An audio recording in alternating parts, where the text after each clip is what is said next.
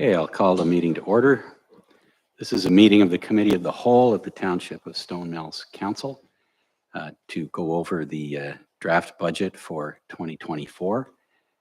Can I get a motion to adopt the agenda, please? Sherry and Doug, any discussion? All in favor? Carried, thank you. We have no delegations. Any declaration of a conflict of pecuniary interest? We all have a pecuniary interest in this document, so none need be declared. Business to be considered are 2024 draft budgets. Our recommendation is that the 2024 general levy for operating and capital budgets be received as follows. A township operating tax levy requirement of $5,274,248.05. B, a township capital levy requirement of $1,378,000, $378,542.12, and a Newburgh waste levy requirement of $23,680. And secondly, that the 2024 general tax rate for operating and capital budget be received as follows. A township operating and capital tax rate of 0.00667967, a Newburgh waste tax rate of 0.0031753, and thirdly, that staff post notice of intention to adopt the 2024 budget, and further, that the bylaw to adopt the budget be brought to the February 20th, 2024 council meeting for first reading, and further, that the bylaw to adopt the 2024 budget be brought to the March 4th, 2024 council meeting for second and third reading. By moving this, you are not committing to the final numbers in the budget. This is a motion to get it on the floor and consider the numbers that I have just read out. Can I have a mover and seconder for that, please? Wenda and Wendy, any discussion on the motion? The motions, all in favor? That's carried. Thank you. So, who's going to do the introduction? Jason, are you going to kick it off? Are you going to do it all? As various department heads, how do you want to do this? Thank you, Reeve Wise. Much appreciated. With respect to tonight's proceedings, it'll be somewhat consistent with what we had done in the past and what council would be familiar with respect to myself providing an overview, Ms. Teeple at tonight's meeting. Second to that, our Deputy Treasurer, Tax Collector is joining us and working through the slide deck, as well as gaining some information and providing any background info for staff as needed. So with that, it's the process, if you will run very similar to what we've seen in the past. However, we've attempted to be somewhat more streamlined than previous in the sense of a PowerPoint presentation being provided as opposed to a budget narrative that's more of an ad hoc document. So we have a fairly comprehensive PowerPoint that we plan to run through and overview all the different aspects. It's not your line by line Excel document that you've seen historically. All that information is contained within the binder that's before you. So just with respect to what that is and why you've got a fairly thick binder of information, the start of that is the PowerPoint presentation that overviews, I believe it's 55 pages, overviews the document as a whole, operating and capital, and I'll walk through that presentation as we proceed. The second tab is an assessment comparison tab that would be very similar to what you've seen in the past. Then moving into the tax rates for the Newburgh and waste rate. Summary of operational and capital budgets is also printed for your inclusion. The full detailed, this is more consistent with what you'd historically have seen as it relates to a line by line item. It's green tabbed in my binder, the operational budget, very detailed and comprehensive, followed with the capital budget. Again, the line by line aspects in that capacity under the red or pink tab. You'll notice that the final tab in your binder, the reserve tab, is blank. That's not been completed because we don't feel that we have every piece of documentation summarized at this stage. So we didn't want to provide anything that was misleading in that form. So feel free to make reference to this binder, but what we're asking of you to start at least is that we turn our attention to the PowerPoint presentation. We will run through that. It's got every different notable inclusion within it, and department heads can speak to the specifics, and I'll just speak to the higher level pieces. If that's okay, I can kick us off, Reeve. The overview of this is that it's been a very collaborative group effort. We're here before you as a team. There's not one member of the staffing complement that would say that they did it solo. And I want that to be reflected more so in tonight's discussion and not direct questions to specific individuals, because I think you're going to see that this was a very collective document that intertwined as to how we've gotten to where we are today. As you're aware, our treasurer, Ms. Raymond, has provided ample material and done countless work, completed countless work in getting us to this juncture. And that's reviewing historic reserve documents that some of you may have not even known existed, because some of us staff didn't know they existed. So there's a lot of information that's culminated into this document for tonight. The 2024 budget, as we all know, represents the financial status of our municipality, and it takes into consideration the grant funding that we're getting, expected to receive, what we're budgeting based on being successful in some grants, and also utilizing tax levy versus general reserve allocations to pay for certain items that we're going to outline in terms of capital and operational requirements. So again, this overview, we're trying to be extremely transparent with this, and I think that's what, as Reeve Wise read off, we also want it to be reflected in terms of our recommendation. We're not here tonight asking for first reading. We're not here tonight trying to get it approved. We're really here to give council and any member of the public who's got interest in this process the opportunity to get that and provide that to us so we can make the required reflections and changes that were needed. So jumping right into the accounts and the specifics, starting with general government, the 0004302 account. This is a fairly substantial account. The OMPF funding just exceeding just over $1 million. And as you may be aware, based on previous work in the council world, this is our mainstream of funding for rural municipalities throughout the province. It is notable to note that there's been a decrease of approximately $30,000 from last year. So we wanted that to be known, but we are obviously including that as a major source of our funding revenues moving forward. So just of note, I believe that was also decreased last year. I'm not certain about that, but it would be interesting maybe for our next meeting, just for public information, to track the OMPF fund level for the last 3 or 4 years, just so we know, because if it's going to be chipped away at 2 or 3% a year, over time that becomes a significant drain, and it'll have to be made up by our taxpayers or some other source of funding. So if that could be done, that would be interesting, to say the least. Thanks, Jason. Carry on. Thank you, Reeve Wise, and I apologize, I forgot to mention. Please interject at any juncture, any slide. We're not really, we don't have questions built into this. We haven't had a lot of so jump in, please. Direct it to whomever you think is most appropriate, but we'll make sure it's answered as we go, because we're really hope this is an iterative process and discussion like that. So thank you, Reeve Wise. Yeah, go ahead, Doug. Just wondering, in follow-up to what you just said, John, if we should be writing our MPP and asking for an explanation as to why it's been reducing with the inflation rate the way it is. We can't, even small amounts hurt. You know, I think that we should do that. I agree. Let's do that once we see what it tracks at for the last 4 or 5 years, so that we've got a record. And yeah, it's kind of going at the inflation rate, but in the other direction.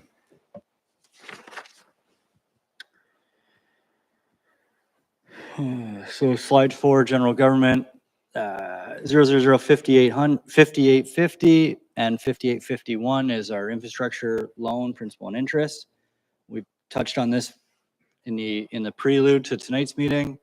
This is it relates to the Dewey Road construction project done years ago, and it's coming due in the very near future. So this is our final second or last budget that you'll see this included within. Just making note of that. It's already coming off of the funding that we received, so it's not as though it's like a major hit. It's actually deducted. The other note on this slide is the tile loans. So again, for council's awareness, we have 2 within the municipality. It's an OMAFRA program with respect to tile drainage on agricultural lands to sort of facilitate and assist agricultural operations. This isn't necessarily a cost of ours, but it's in our budget, so for awareness.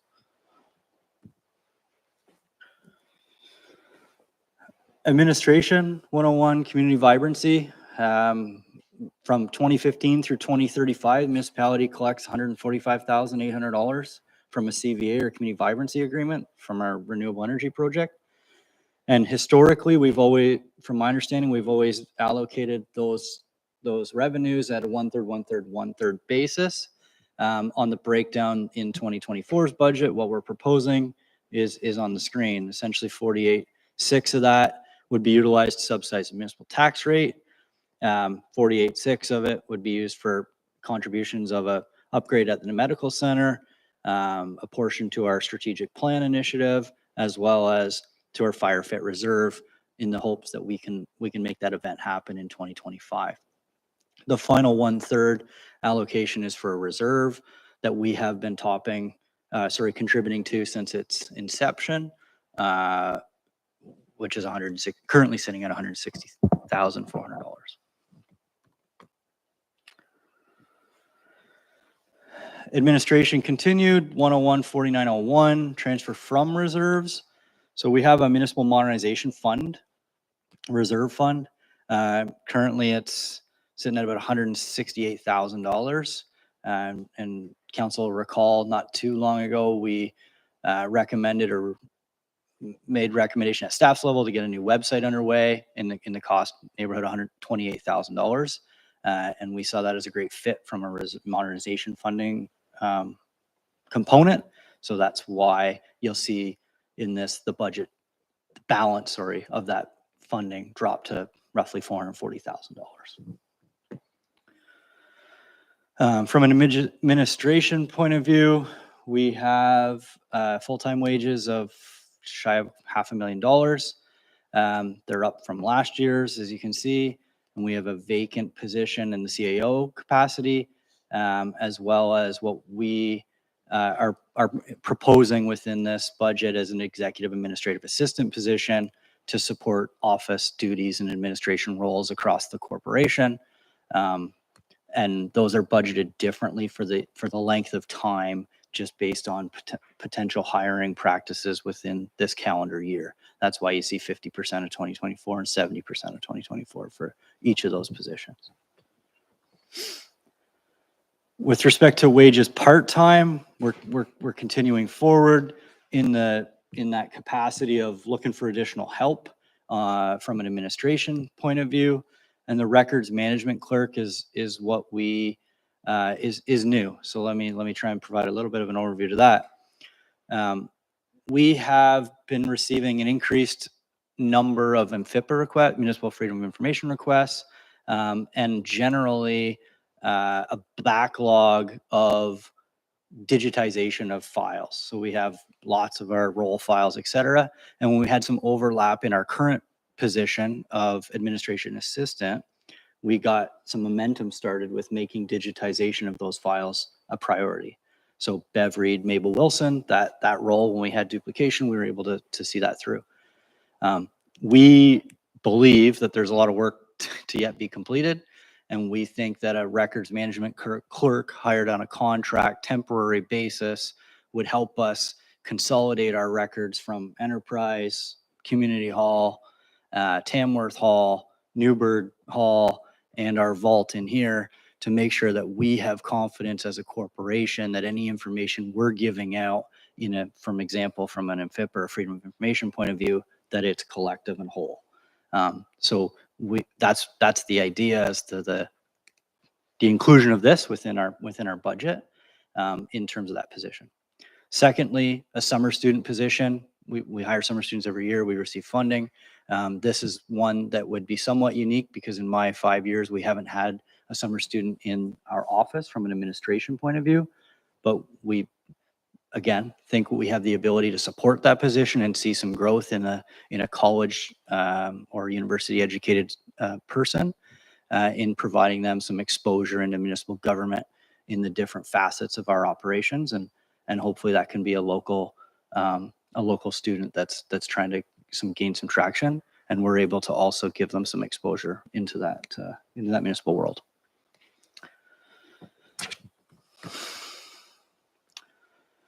Administration continued. The 101-5200 account is services, and I'm not going to read out all the services, but the big couple to note: the ARO, so the asset retirement obligation, the organizational review, and the asset management plan. We, based on some review with other jurisdictions and based on staff's knowledge of what those are expected to cost, we think those are around $100,000 for those 3 items to be completed. That's why you're seeing this services line go from essentially $25,000 to $125,000. We're proposing to add $100,000 to this account so that we can try and get ourselves get support on those different aspects of an administration requirement. Again, I'm not going to read the slide verbatim. If you have any questions, I'm happy to answer. The 101-5205 account is insurance. Keep in mind, $26,970 is not the only insurance that comes to the municipality as a cost. That is department specific. It's more like 300,000. But yeah, we're expecting a 10% increase 2024. That's general. That's generalized across corporations, municipalities in Ontario. That's not because Stone Mills has got bad press and we had something go sideways. That is just the norm right now. But again, we don't have the number in front of us, so that's what why we're kind of taking that budget whole of a 10%. Rob. Just a quick question in regards to the insurance administration side. What is the coverage for that? I mean, obviously we understand the rest of it, but I'm just curious as what the coverage would be on that. There you go. Yeah. So this is just for and through revise. So just for admin, Councillor Fenwick, we're in lawsuits on various items, and I don't want to get into too many of the details on active cases, of course, but the insurance coverage can be broad, from hall rentals to general lawsuits on sidewalks to I'm trying to think. There's a whole host of them. Randy, did you have a thought there? Oh, I was just going to say slips and falls on sidewalks, which was coming out of Jason's mouth. If there was an incident, if there was a fender bender, those would be the types of costs. So would that be just under this administration portion, or would that apply to the roads department insurance coverage? Go ahead, Anita. Thank you. Through you, revise. This classification and general area is a lot of liability. It has a lot of, like, the cyber attack that may happen, those type of things that don't specifically fall into categories like transportation, fire, halls, and rentals would end up in our category under the general administration. Okay, thanks. I forgot about the cyber attack one. That alone, or someone coming in the office, that kind of thing. Yeah. Okay, is that all right, Rob, or you have something else? No, that's great. I apologize. I wasn't very clear about that. Thank you very much for that. I was thinking, I understand the slips and falls and lawsuits, of course, but something specific to administration, you can imagine someone would say, what possibly I get we would need some insurance, but $2,300 a month for insurance on an office building, you wonder what could possibly happen, but that's a great point. Thank you. That's what I was looking for. And we already did have a cyber attack. Someone else in think staff? Jeff wants Yeah, Jeff, go ahead. And just to add to that, we met with our insurance provider 2 weeks ago as a management staff.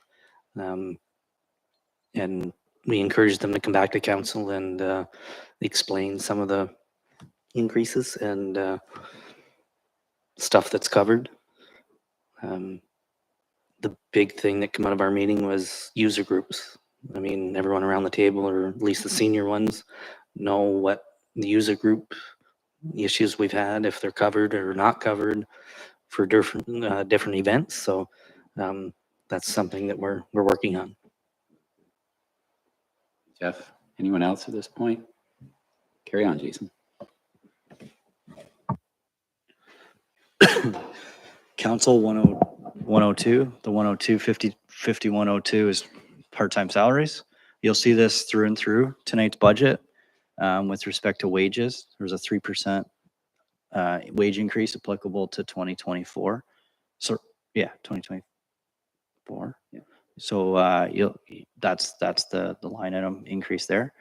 102, 5203. We had a bit of an anomaly in 2023, in my opinion, with respect to legal costs. Back to the norm, if you will, of $7,000 is what we're expecting for legal costs on council. And again, those things are not only are they HR, they're general code of conduct training that we host, and anything that's council specific on a legal perspective would be covered under that $7,000 line item. We have different line items for legal throughout different departments. For example, roads has a specific inclusion, and so does planning and development services. So this is council specific.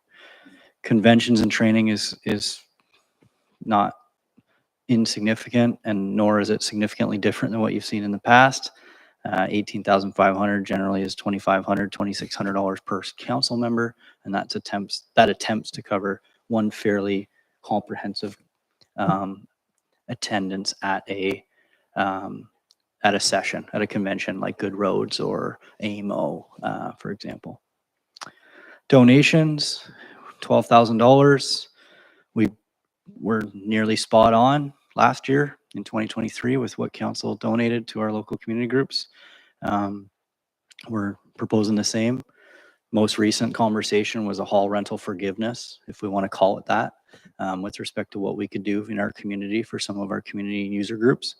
That's, again, we don't see that as being something that necessitates a big change in the council donation line, because it was, in our opinion, fairly ad hoc and not a significant loss monetary wise to our council. If there's no questions there, we'll move on to 103, elections.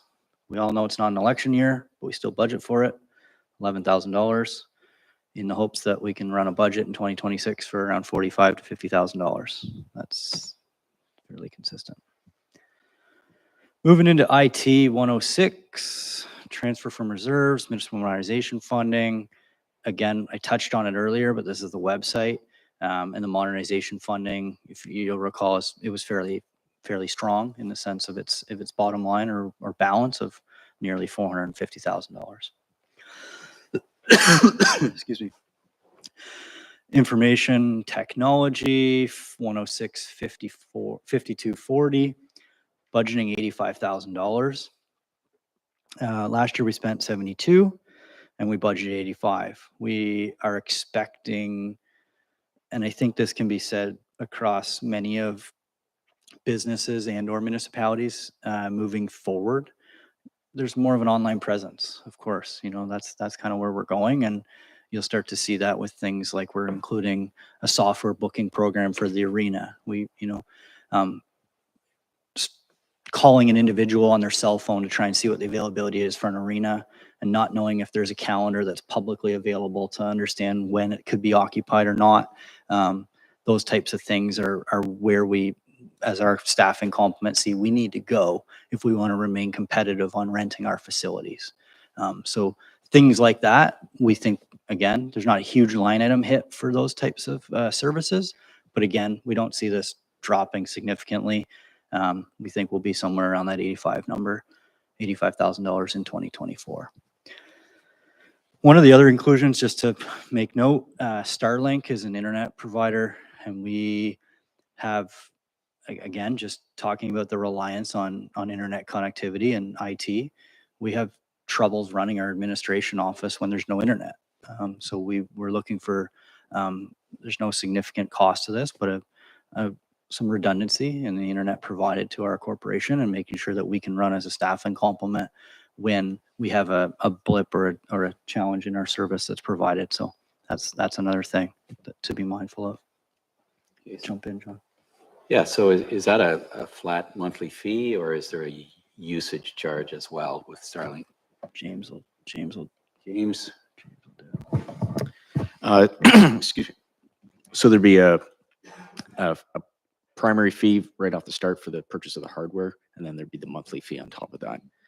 We've talked to our IT provider, and they suggested for the amount that we'd be using at this point, we would just need the more basic package, that essentially a residential package. James, carry on, Jason. Information technology continued. Next slide, Brooke, please. 106-5241 materials and supplies. Again, in 2023, you can see that we were over what we're budgeting for 2024. So some might say, well, what are you doing? You're not doing a very good job of that. Really, we want to look at those in harmony with the other line item of 5240, the services account. And we think collectively we'll be fine in managing what we see from an IT perspective on materials and supplies, as well as services into the year. So we don't have any. We've done a fairly comprehensive replacement on our computer system last year, maybe the year past that last year. So we're not anticipating a significant overhaul on that front, and we see this being something that can be accommodated in a $68,000 budget. Fire administration, sorry, 205 into the 205-4900, the transfer. The $12,500 might look familiar because you saw it earlier. It's a fire fit. It's half of what we're expecting a 2025 fire fit event to cost. So $25,000 divided by 2, and we're going to include that in this year's budget. And we want to pay for that or fund that through our community vibrancy funding that's received from Blue Earth. Transfer from reserves, nearly $300,000, the 205-4901 account. There's a training structure that's being proposed to be constructed here, just where we use our training grounds near the landfill and quarry at Camden East. And a portion of that is to be funded from a donation that we received from Enbridge based on our work on the gas line, our assistance, sorry, on the gas line work that occurred on County Road 1 last summer. And the remaining of that would be funded, nearly $15,000 of it, through the tax levy. One of the biggest or most notable single line items, if you will, in this budget is the SCBA tanks. This is a $500,000 number. 200 of it is what we've got in a reserve that we've been planning for its replacement. These are a 15-year lifespan, so it's not as though we didn't know this was going to happen. But what we didn't know was that COVID was going to inflate the prices by a fairly significant amount. We've been putting money into reserves, and we thought we were fairly detailed in that 200K in terms of being able to afford that for replacement in 2024. But unfortunate reality is we don't think we are, and there's going to be a $300,000 increase on the tax levy to support that $500,000 purchase. And I'm going to ask James or Jeff to comment, but I think it might be on a subsequent slide. We've got the RFP out already, so we don't know how close we are on the 500, but they can speak to the dates and any more detail that I can, because I want to slow it down a little bit. This is a fairly substantial piece. Yeah, whoever wants to speak to that, either go ahead. Sure. James. So the RFP is out. It closes March 1st, so we will have a more concrete price after the fact. So yeah, so we were budgeting yearly to put away money for this. And like Jason alluded to, with the pandemic and the inflation that's happened recently, it's really drove up the prices of these items. So unfortunately, they're not something that we can put off. Um, it's our main life safety equipment that we use every call essentially. Um, w- the the cylinders themselves, they have a lifespan of 15 years, which half of them are hitting this year and half the next. We had discussions today about can we phase these in? We would rather not, because if we buy some this year and some next year, we could end up with all different models, also different kinds, and the interoperability between our stations would be gone essentially, because we would have some in Tamworth that were one kind and some in Enterprise that would be a different kind, or the potential for it. So it is a big hit, and I will commit to you that we will sort of take that number, whatever comes in after that, and start analyzing for the future to sort of make sure that we're not this far behind as we go. But it was just the inflation that really hit us hard in the past couple of years. So other than that, we would have been pretty close. So yeah, and we gave council a heads up last year on this, that we were expecting the significant increase. So I'm hoping that the RFP comes in lower than the 500,000, but that was our sort of best guesstimate based on preliminary estimates we had had. So. Any questions or comments on that item? It's a big one. Yes, Rob, go ahead. Yeah, I remember, James, we went on the tour of the township. We were barely getting to know each other's first names, and that was one of the first things you mentioned, be prepared. Yeah. Yeah, and I was, that was an eye opener. I was like, excuse me, how much is that worth? Now, so yeah, it doesn't come as a surprise, although it's no fun. What do we do with the old ones? Do they have any value of any type?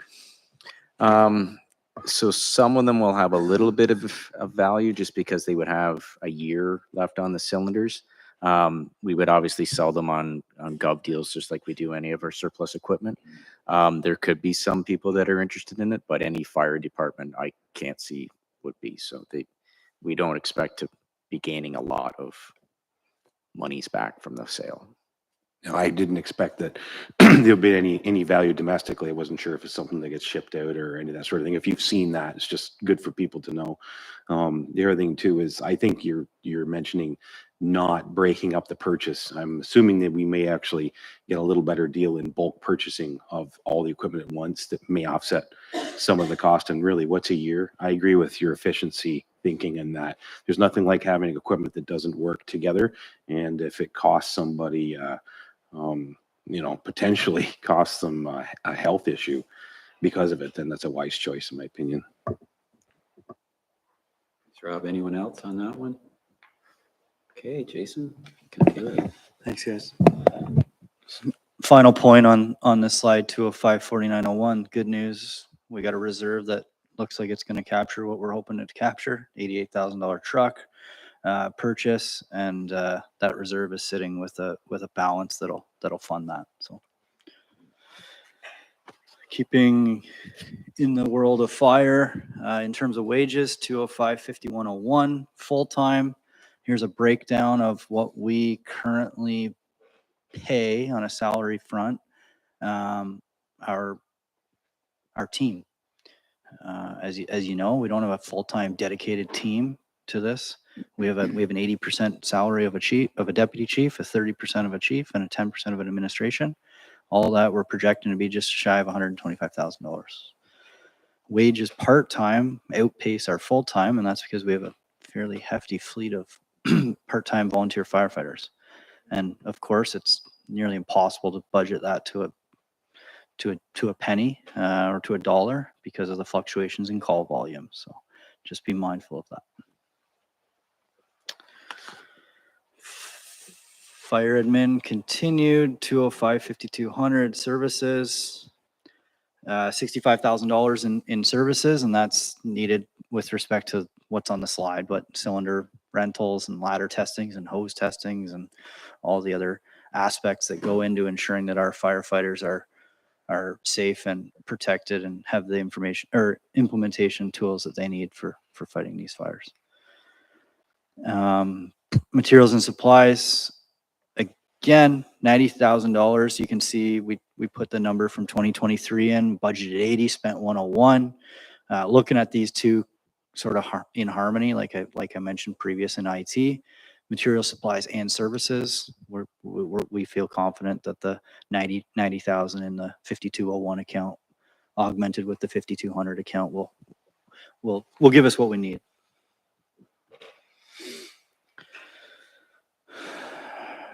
Fif- 205 5720 capital building improvements.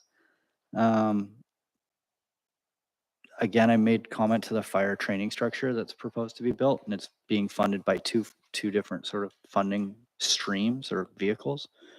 So a grant as well as our general tax levy for a portion of that. 205 5730 equipment. This is the big line. We've touched on it. We've got essentially the lion's share, 500,000 of that's going to be our replacements for the SCBA tanks, and then you've got $100,000 plus or minus for what we typically do in terms of bunker gear replacements and extrication tools. The other, there was a good news story at the end of 2023 that you may recall, that Firehouse Subs grant that we were successful on in the neighborhood of $55,000. And there's just a minor additional cost that we as a corporation are paying to supply to augment that in getting the cutter and the spreader and the ram for our Newburgh station. So it's not as though that's going to be an entirely a cost borne by our municipality and taxpayers because of that that positive grant we received. Go ahead, Rob. Yeah, I just wanted to say thanks, guys, for putting that together. That's fantastic stuff. It's smart thinking. And I'd invite everybody here in the room, if they have a moment, to give a 5-star review to Firehouse Subs, because sometimes that's all they get. I plan on going in when I get a chance and shaking their hand and making sure that they know that it's going to a good place. That's really great stuff. So thank you. We'll actually be going there on the 20th to do a sort of photo op with them, and then there'll be press releases after that. So. Good. Thank you. Carrie. I just want to make sure I'm on the right slide. 5740. Sorry, apologies. 205 5740's vehicles. Again, it was in one of the previous slides, but $88,000 proposed to be pulled out of an equipment reserve, which we have confidence we have a healthy enough reserve to fund that. And we're looking to replace a 1996 3/4 ton pickup truck with the purchase of a new one. 205 5901 transfer to reserves. I'm not the expert on this, but I do want to take a second and make reference to an approved plan in 2017 that we call internally the Township of Stone Mills Emergency Vehicle and Equipment Replacement Plan. And that sort of drives what the Emergency Services Department's doing in terms of why we're replacing this truck this year versus that truck next year, and et cetera, et cetera. So we're looking to follow and be aligned with that plan. And the reserve allocations and reserve contributions proposed to follow what we've done since 2017 with respect to that plan. Doug? Yes. Policing, 210. There's no big substantial change with respect to policing that's proposed within our corporation in 2024. The services are $5,000 budgeted, and in the 5215 account, you can see the increase is relatively marginal, $14,000 on $1 million line item. So it is proposed to go up, but not astronomical. So just for information. The 220 conservation authorities, so 220-5801, our levy is $115,000 plus or minus, and that goes towards the general levy, which is just shy of $100,000 to the Quinte Conservation Authority, as well as a capital asset management levy of nearly 17,000. You can see we included the 2023 numbers just for comparison.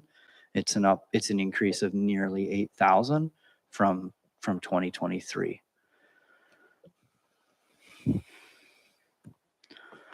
The 220-5901 transfer to reserve account. This is where we're going to introduce the second conservation authority into the equation. And some of us might wonder why, because we only have one within our jurisdiction, but we have a trail.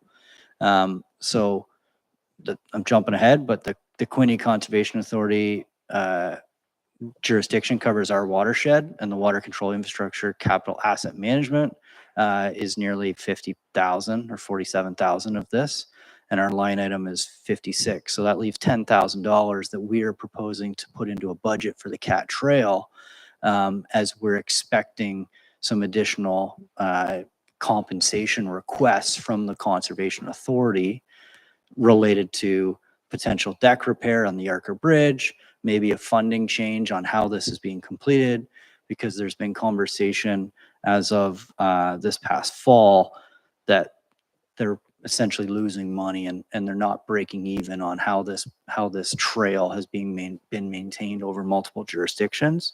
And we're going to see some changes into the future. Now, all that being said, the Cataraqui Region Conservation Authority, their general manager, took a new position in another organization, and I hadn't received any communication or outreach from their organization since that departure in staff.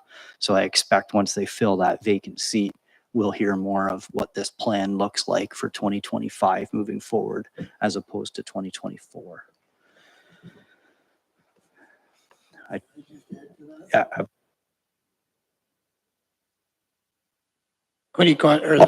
Cataraqui Conservation Authority and the Cataraqui Trail, all but 17 kilometers of that trail falls into the Cataraqui watershed, and the Cataraqui Conservation Authority has control over that.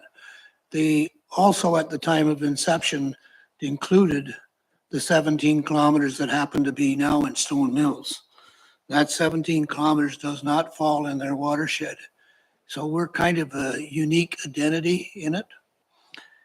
Most of the maintenance money and everything is spent on the rest of the trail, not on us. We do our own 90% of our own maintenance. The only thing that we look for from the Conservation Authority is major items like the bridges. Okay, and the bridge at Yarker has a deteriorating deck on it. And if anybody's familiar with the railroad bridge at Yarker, if it goes, now snowmobiles and everything else will have to go down through the village and across the river. So there is a project in the works to replace that deck.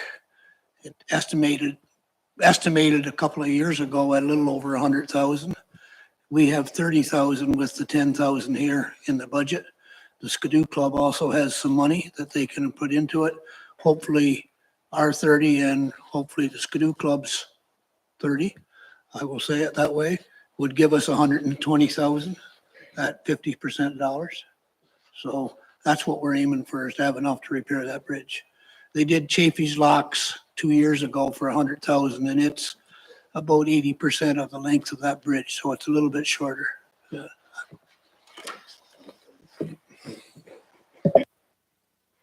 Okay, carry on. Thanks, Doug. Into 230, building inspection, 230-4602 account, building permits. We're projecting $310,000 in revenues in 2024. You can see the numbers from 2023. The budgeted numbers were a little less than what we actually saw, which is always good. And we saw a fairly major project be underway. Conditional permits were issued in 2023 with some additional permits that'll be needed to get kicked out the door in 2024. So we're expecting some revenues on that front as well. Septic, again, 80,000. We were fairly close last year, 85.5, 80. We expect similar volumes in 2024 because septic has multiple aspects of it, right? That's That's comments through technical review processes on planning applications. It's also the actual install and replacement of an existing septic system. So it's not just tied to new lot creation, for example. Moving on to wages, 5101, 226,000, roughly $250,000. We have included a portion of multiple positions in this. 50% of development services clerk, 100% of CBO, 100% of building inspector, 10% of the compliance coordinator, 10% of manager development services, and 10% of an executive administrative position that would potentially be a new position subject to this budget, all to support that department. Those revenues look fairly hefty and impressive, but it takes more than one or two staff to pull that revenue into the corporation. So that's where we're looking for. That's what we're looking to do. Go ahead, Linda. Jason, how did you arrive at these percentages? What was the criteria to determine that? Through your revise, Council Lance, great question. It's really to try and actually reflect the day-to-day and weekly output of a position. So 50% of, for example, the development services clerk is generally tied to supporting the building department. That's not issuing permits and inspecting projects in the field, but that's generally supporting the department in the administrative capacity and setting up the planning process to ensure that the building department is suited. The other thing that I should have noted before I got this far in, I apologize. The building department's to operate at a revenue neutral, and our CBO is here tonight. He can speak to it in greater detail than I. But essentially, the legislation is that your building department is not to generate great folds of revenue for your corporation. Your permit value and your staffing complement are to be aligned so that your input and your output on the financial figures are consistent. So if, for example, if we asked Jake to work 80 hours a week and didn't give him any support and took all of his money that he made for us and started spending it elsewhere, that's contrary to the act. So we're trying to make sure that we're supporting that department insofar that we have enough staff to be sustainable, and we're also not misallocating funds in any aspect that would be contrary to the act. That feeds into my next point really well here at 5,900 and rent. We're charging the department rent and overhead, and that's to support our operations and output of that department. So this was introduced a year or two ago in terms of our existing operations, and we've doubled our staffing. We've increased our support for the department. So we're looking at increasing what they are compensating the general the general ratepayer or the corporation as a whole in providing that service to us at a contribution of $48,000 annually.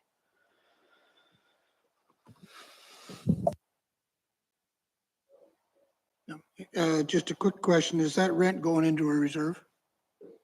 Yep.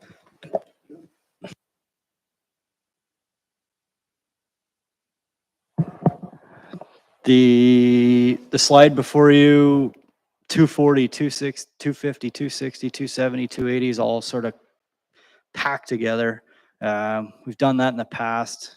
I'm not a huge fan. That being said, none of these are massive line items that are going to make any change, any significant change to our budget, in my opinion. But there are two notable pieces on this slide that I want to bring our attention to. $2,500, and it may seem very menial in our discussion today, but administrative monetary penalties. We talked about that a fair amount in the past year or two. We've brought in terms of revenue, $2,500 in 2 months. So in November and December of 2023, that's what we saw on the financial component side of having that in effect, not counting the actual compliance with our bylaw side of it. So when they're not generating compliance and we get to sort of hit them financially, we'd see the positives on the financial side and better allocation of actually achieving compliance. So I wanted to point that out because we're fairly happy with what we've seen in the field as well as on the payroll side. The second component, jumping to the bottom, 260, 5,200, the services line item. is a $15,000 increase to the typical $1,500 amount that you would see for civic addressing budgeting in the corporation. And the reason that we're including that additional 15,000 is to secure some additional help in getting us over this phase 1 of private lane work that was completed in 2018. Am I right? I'm looking at these guys, 19. I'm just going to let Jeff and James give a quick overview on this because I wasn't, and to me, it's very important, and I wanted to draw some attention to it in 2024. Yeah, so there's been work done over the years. We have a number of private lanes throughout the municipality. Phase 1 and 2 were done in the Beaver Lake sort of area, where we actually named the private lanes and addressed them properly, and it's all to do with accuracy in 911 dispatch to that. Currently, if you have a address off a private lane and it's A to Z, in a dispatch system, your address would show up on a map at the main address route on the road. So those long laneways, it's hard for us to pinpoint exactly where you are. So what this project would do is build on the work that's been done in the past and provide the addressing blades and whatnot, as well as all the notice to the citizens on those private lanes, all the GIS work that has to be done to update all the records, and then name all the rest of these private lanes and get that project done and over with.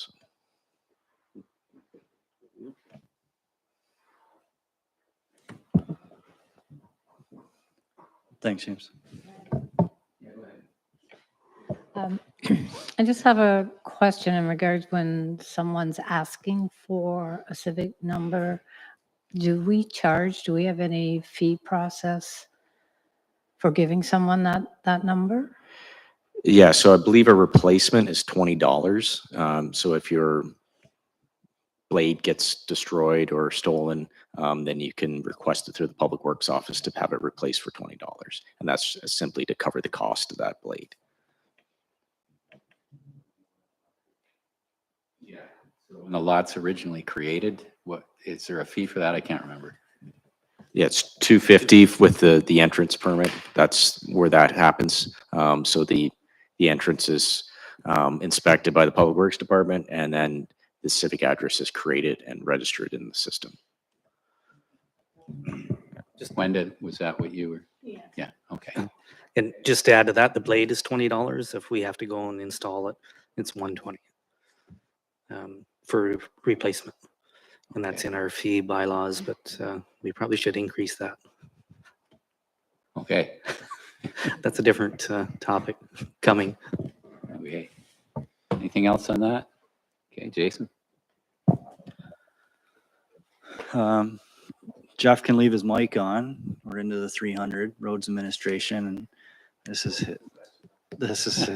his world. Let's skip. Yeah. So the 343, the 300 and the 4,300 count, the grants, federal.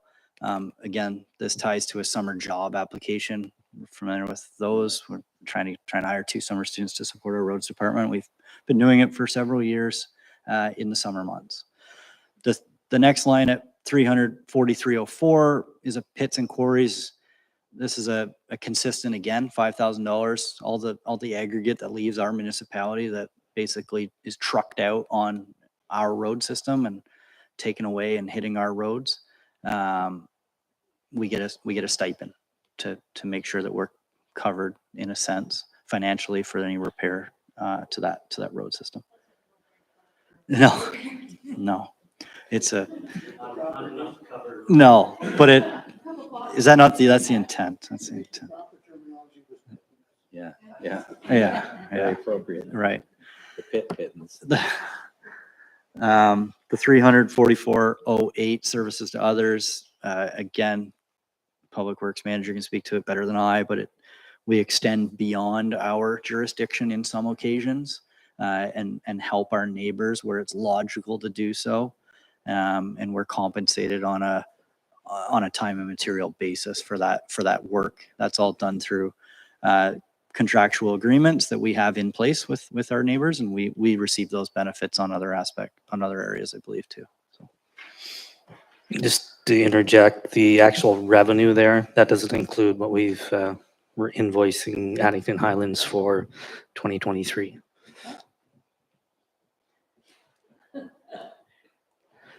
No, it should be around 40 grand.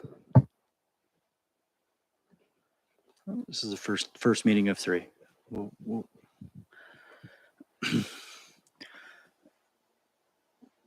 So we'll make sure we have that looked at for the 20th meeting and make note that we may see some change to the 34408 account. And I know that because we just invoiced them not very long ago. So It might have been captured because we're it's just not paid yet. a Yeah, month into the new year Yeah. and that's right. didn't come through. Yeah. 35101 wages, full-time, $690,000 to our roads department staff, essentially.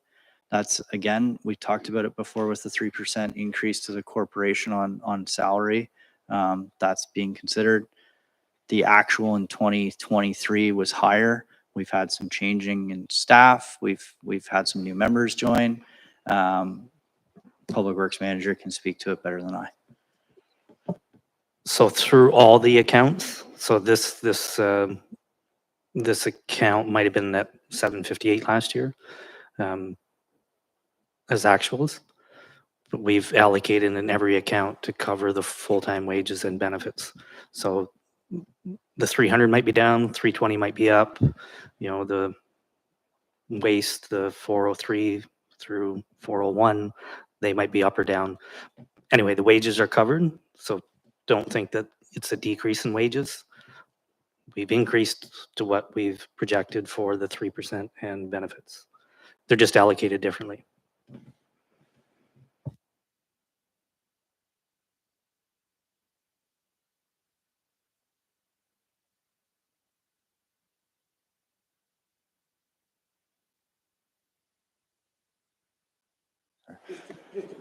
And that's 4 and 2, so we're looking for 6 students for the road department? On the previous page, you were looking for 2 on 4,300?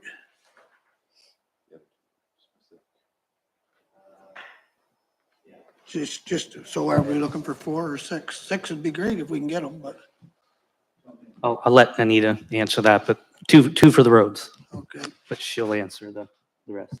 Sorry, wise. That is the 4,300 is that the grant money for the 2 students that we're expecting to get, and the 5102 is actually the expense for them.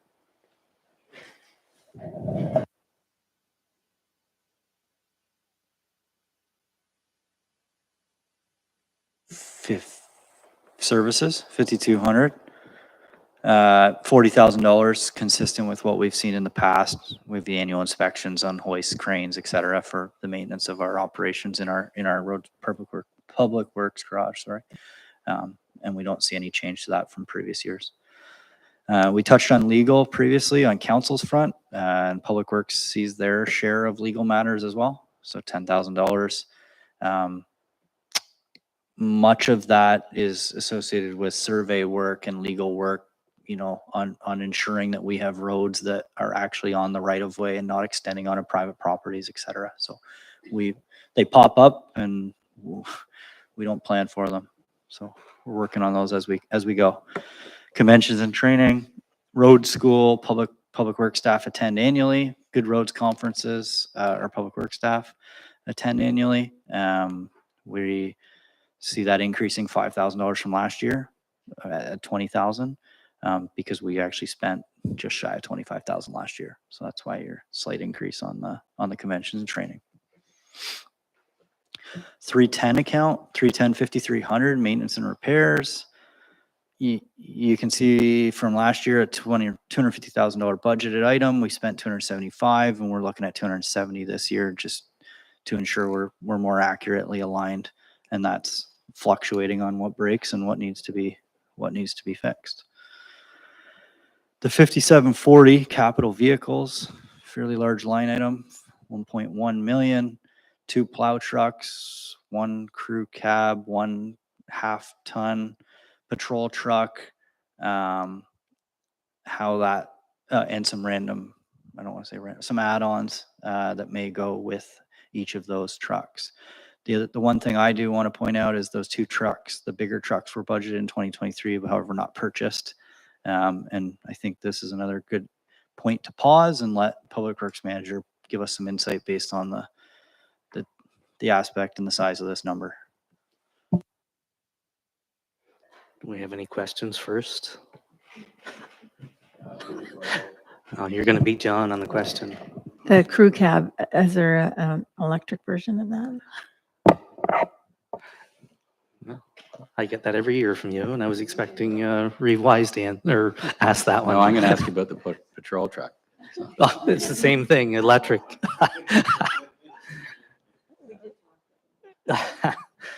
So through you, Reeve Wise, yes, or I'm going to say no. There's no consideration for EV for the patrol truck. Just the mileage we put on in a 24-hour period. Even a hybrid doesn't make sense for us. We can put on 250 kilometers in a night, and then we expect, 6:30 in the morning that it's used for daily use too. So there's no charge time. But as technology gets better and charging time gets better, I can see before I retire that we'll have that. Now, on the other hand, we do have something that we have a truck that's in getting repaired for the last 4 months that can't seem to get a motor for, and it's 2019. So we're in discussions in a Jake's world of getting a Lightning truck, fully EV. So this would be above the budget number that we have. It'd be something I would bring back, and that would be something we can maybe not put into a patrol, but we just put it into a daytime fleet vehicle and test it out and see how many kilometers we can get out of it and stuff like that, and trade in the vehicle that's there now. So hopefully we get a decent dollar amount for the vehicles there. But the other thing on the EV, it's an 8-year or 150 kilometer warranty on the batteries. That's 1 year for us. We put 160, 170,000 kilometers on a vehicle in a year. So, but I can take questions on the rest of the information in the capital vehicle purchase. But again, this is all out of reserves. I think we have a pretty healthy reserves that we build up. So, in the tandems, yes, they were to be tendered in the fourth quarter of 2023. And we're just starting to work on going through Canoe and doing that purchasing now of the tandems. Okay, any other questions for Jeff on the trucks? It would be interesting just to see a breakdown at some point, Jeff, and this isn't urgent for this budget process, on the upfront costs, the operating costs, the warranty considerations on EVs, generally speaking, for your department. I know it makes sense for the building department, but it is something we're going to be faced with down the road to budget for. So some sort of monitoring would be useful for council, I think.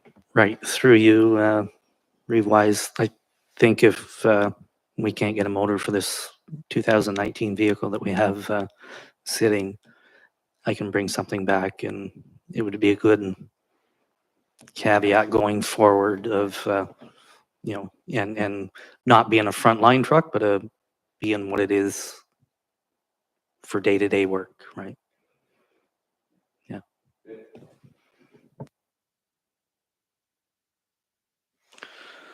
Final point on the slide, 310-5901, transfer reserves, just shy of $500,000. This is budgeted on last year's actuals. And I don't know if there's any questions, but again, Jeff's a better person than I. On to the next slide, 320, roads construction capital. So on the federal funding or grants front, the CCBF, Canada Community Building Fund, which was formerly the gas tax. We're looking at 138,000, just shy of $140,000.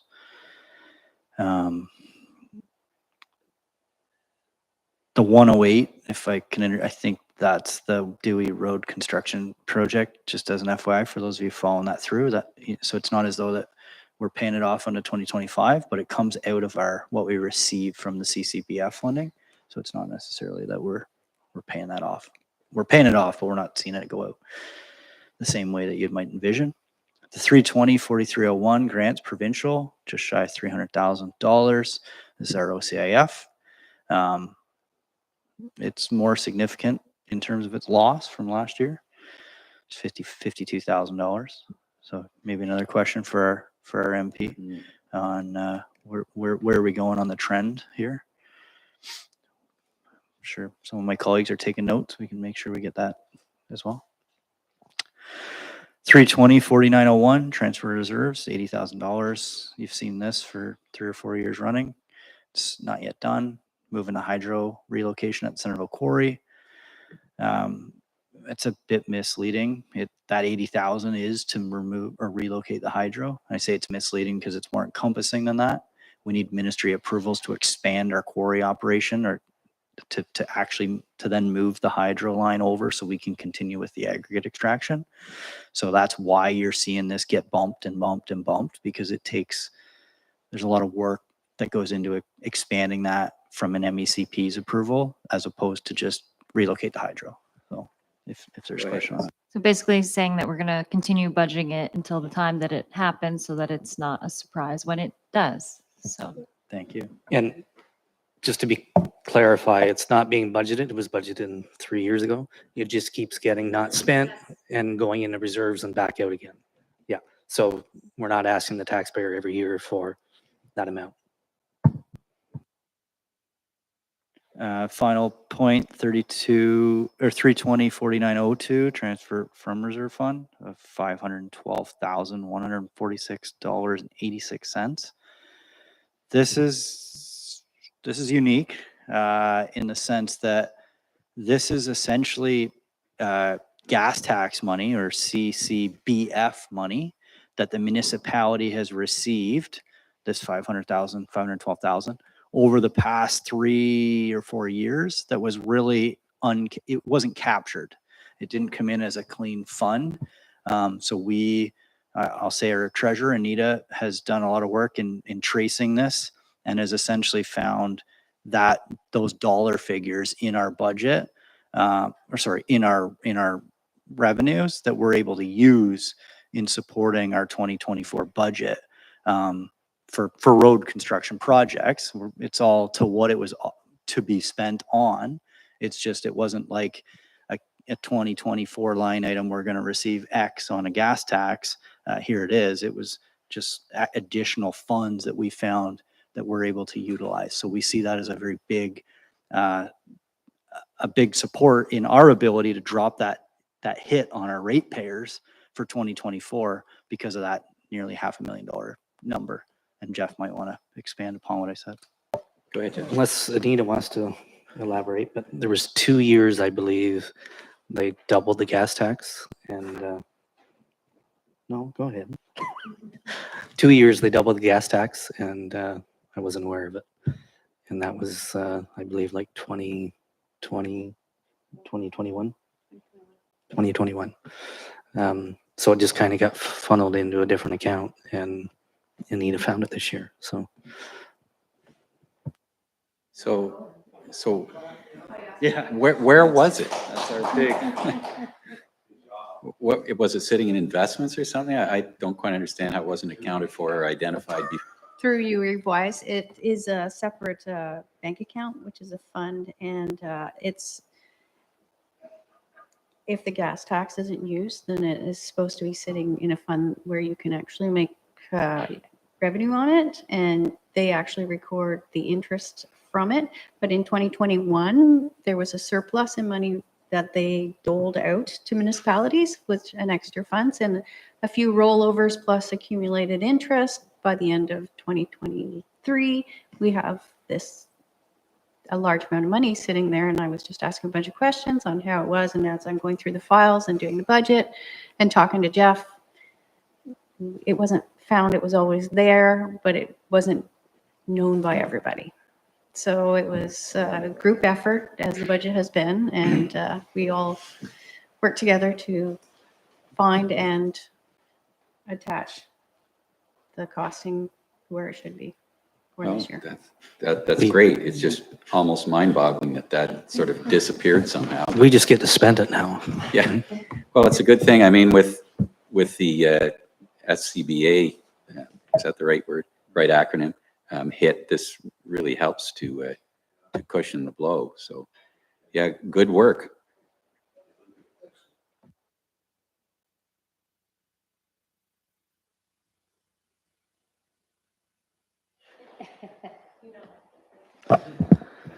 Okay, that's great. Go ahead, Jason. 320, 5311, so granular material. $180,000 applicable to crushing. So it's funded in both of our operating capital. We're looking at nearly $250,000 in total. And that's applied to our pits and quarries that we own as a corporation and we use for our roads. 5312 surface treatment, 450,000. I think, I shouldn't say I think, the big item this year is Freeman Road in terms of resurfacing. So that's what we're looking at. Ensuring is completed within the calendar year. And the 5316 account has an engineering allocation of $60,000. And that's really the paperwork aspects on going into some of these, making some of these things become a reality.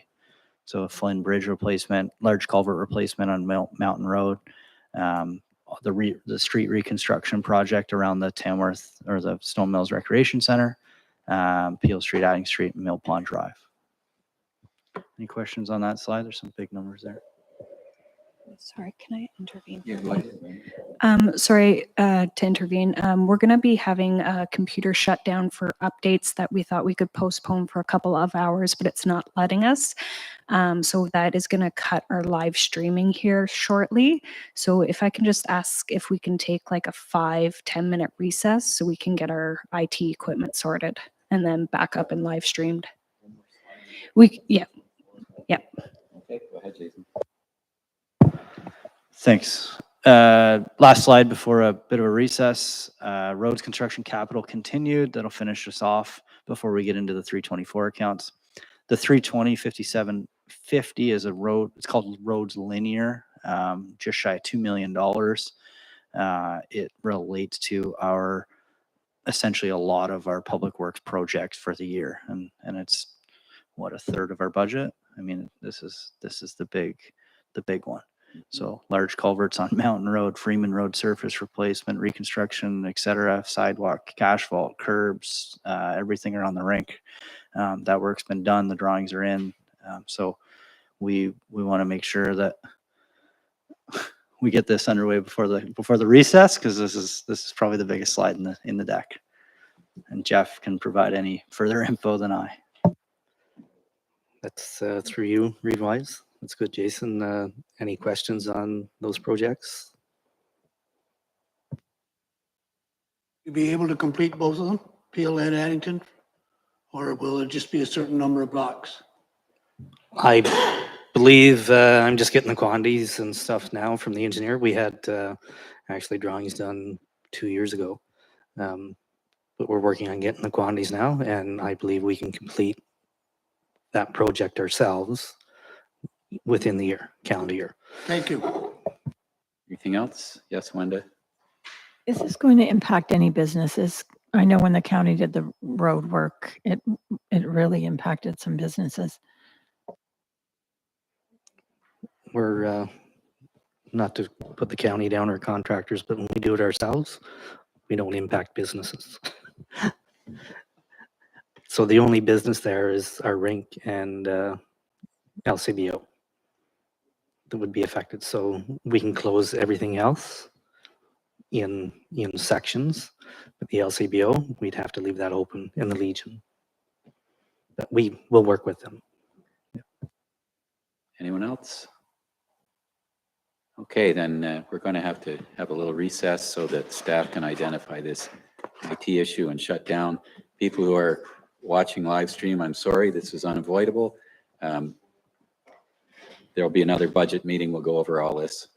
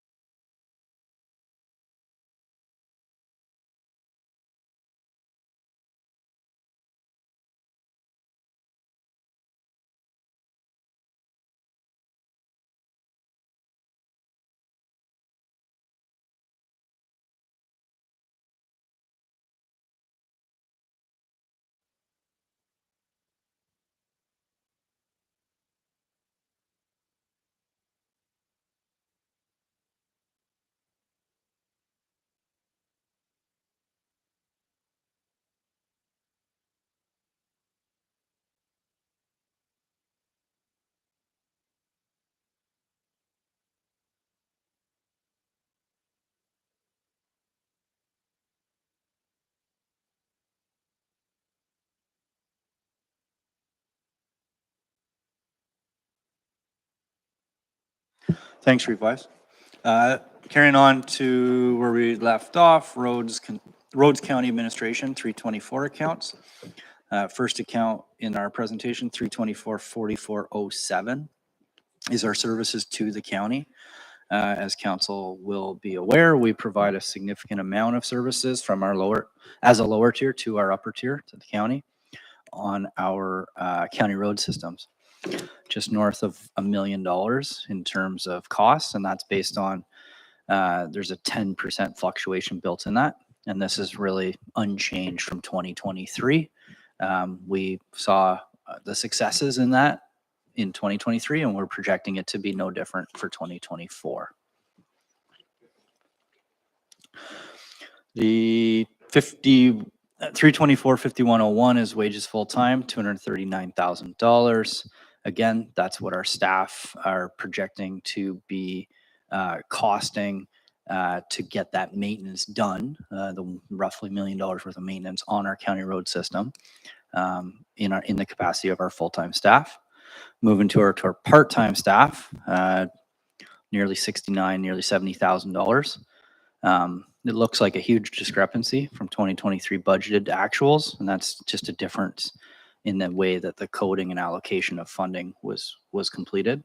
So again, you can see that 53,000 more aligned with what we're projecting for 2024, that we see to be the accurate number going to the county in terms of part-time staffing. If there's any questions, Jeff can help us out on that. If not, I'll carry forward. Machine time, 5304, and township equipment. Again, we use this to our county to support our county, $362,000 of it. And just be mindful there's fluctuation in that given our unknowns in terms of what pops up and crops up. 5310, salt and sand, $250,000. We split at a 50-50 rate with our county in terms of sand. And with respect to salt, it's a 70-30 split with the township and county in terms of those total costs. That takes us through Roads County Administration, township landfills. We've looped them all together. Camden East, Newburgh, Sheffield, Moscow, $15,000 into our 401, 406, 407, 408 accounts. We are proposing and planning a Household Hazardous Waste Day 2024. And that comes to the expense of $60,000. So we've got 30 budgeted in 20. We had budgeted, sorry, $30,000 in 2023, and we're budgeting the $30,000 in 2024 so that we can pay for that service. Spring 2024, date to be determined. Wendy.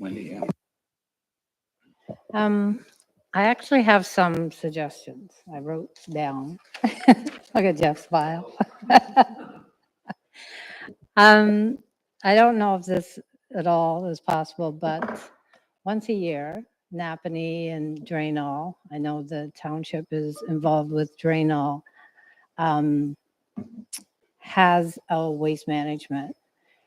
And I just was thinking, is there any way we could partnership with Drainall and possibly people that want to go to waste management through our new website, maybe go on and fill out a form saying, we would like to go to Napanee Waste Management when they have it, and then they could bill us for the receipts they get. And maybe we could even charge $10 for the waste management receipt that they print off or they take a picture of and they give to Drainall. Now, if you don't like that idea, I do have another one.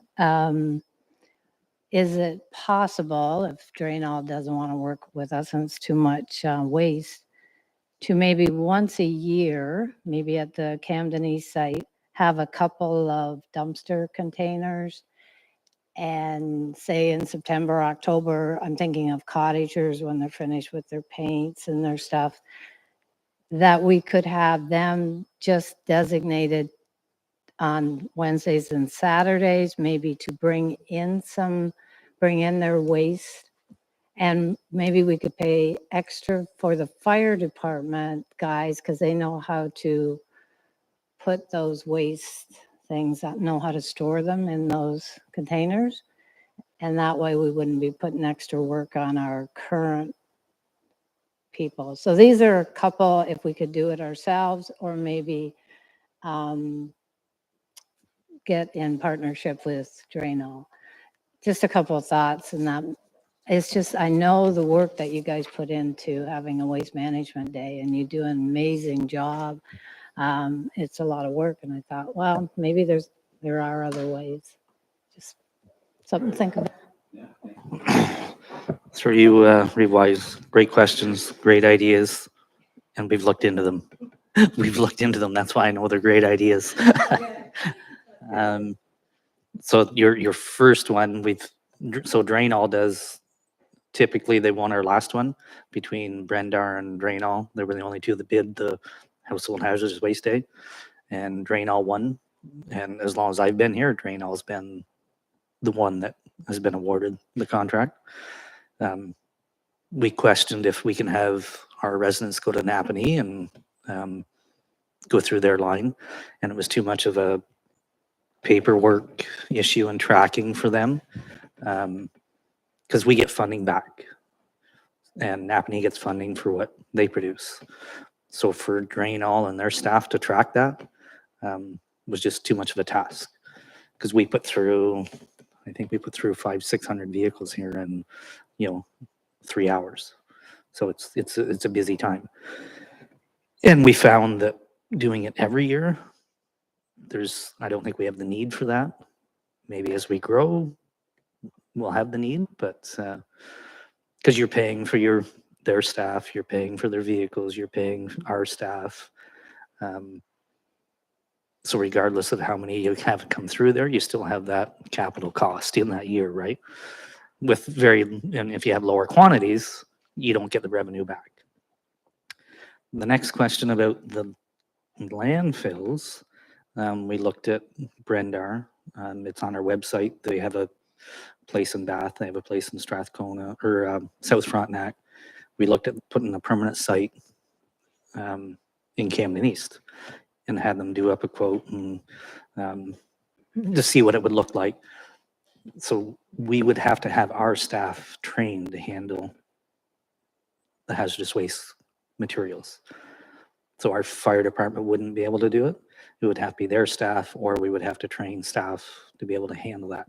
And then it's a change of C of A through the environment and for storage too.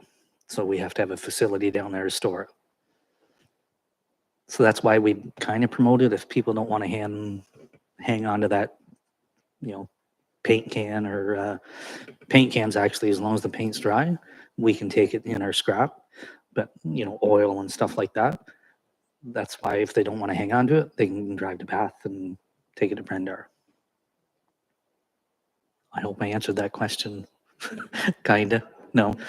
But if you want, we can review those avenues again, but we actually did it 2 years ago before the last hazardous waste day. Okay. Wenda, go ahead. You said Bendark, and do we have that posted on our website, these options or that option? Brendar. So Brendar, I believe. And it is on our website under the waste. And anyone that calls about hazardous waste, we give them the contact. And actually on their flyer, and they promote Stone Mills. So. Yes, Rob. So just so I'm clear of the structure of this, it seems to be this way, but I just want to make sure. So we sign up for, like you said, we put it out, not quite for tender. I guess it's for a request for proposal. And you said that we've only ever had one company successful consistently, which is interesting how it works. Now, and it doesn't matter how much quantity we get that day. They just throw a number at it and they kind of roll the dice on roughly the residents, the population, and previous participation, and that's the number they give. So it's certainly to our advantage to make sure we get as many people getting as much of their stuff out as possible. Is there ever been an approach where we say to that company, the one company that does seem to want to be part of it, if we were to commit to an 18-month cycle, would you be doing it for 45 grand? Would you be doing it? Because they know that there would be less quantity. It would be logical. Has ever been thought that maybe a consistent bargain with them where it's instead of this one-shot deal every so often would result in, I mean, it would still cost more overall, but it would be more consistent for the residents. Has that ever been approached? Through you, Revise, no, that hasn't been approached, but that's something that we can discuss within this year on the winning RFP. So, yeah. Anything else on this section of waste? Go ahead, Jason. Thanks, John. Second bullet point, speaking to part-time wages, $113,535.88 is increased at 3% from our 2023 salaries for our waste attendants. And the last point is noteworthy from a public perspective in council. What's been included within this budget is an increase of $1 per bag in 2024. Not maybe so noteworthy for public, but what we're also recommending is as opposed to the 50% revenue, 50% of the revenue going into reserves, we're proposing 2/3 of the revenue of the $3 per bag go into reserves. And the reason that we're proposing to increase this is the increased costs associated with landfill liability and remediation. And you may recall from last fall's report with our pension, our engineer, pension engineering firm completed the assessment. It went up over $1 million. So we want to try to get ahead of bolstering our reserves in the event that one of these needs remediation into the future, that we're not then coming to the taxpayer at a significant hit as it relates to making sure that we're going to fulfill our obligation to that requirement. So for that reason, we're proposing twofold here to increase cost of bags, but we're also proposing to increase allocation to our reserves.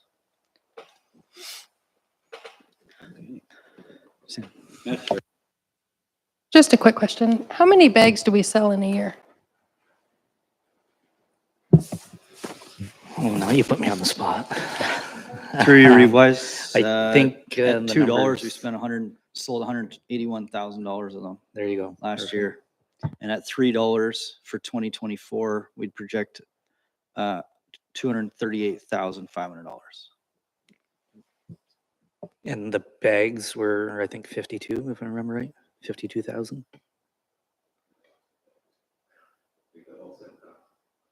No, the individual bags. I think that was your question, right? How many bags? Yeah. Yeah, okay, yeah.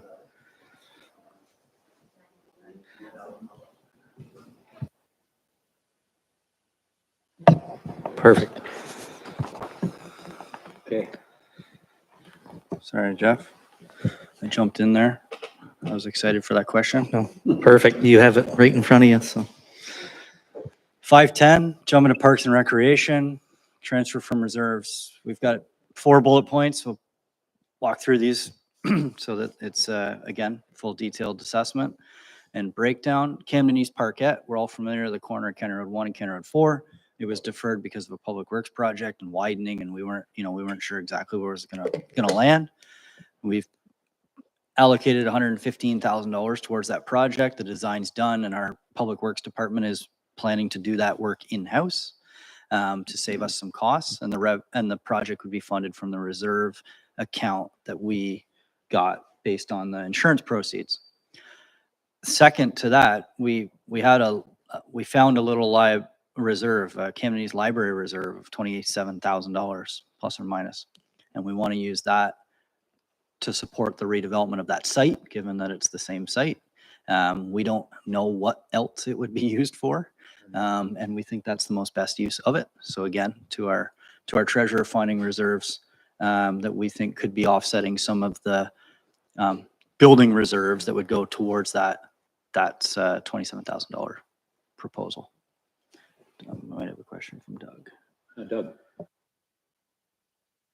I didn't have a question. I was just looking pensive, but I can tell you what that reserve was. It was the old library building. The brick was deteriorating on the back of it. And over a number of years, we had to do some pointing on it. And so we put away a little money for future repairs. That's what it was. I haven't seen the plans in a while and I've forgotten. There was some talk of building a little free library on there, like, which is an organization all across the world. You build these little libraries about this big with books in them. People can take one, put one in. Through your revise, yeah, we have that plan at the staff level to spread it throughout our township. We want to see that as essentially a public open space initiative. So for example, if you're attending this Tamworth Skate Park with your children or grandchildren, you might want to pick a book up and look at that as well. So we see that as, yes, being appropriate in that structure, or sorry, on that site, but also on other sites throughout our community. And it's something we're going to look to try and pull off in 2024.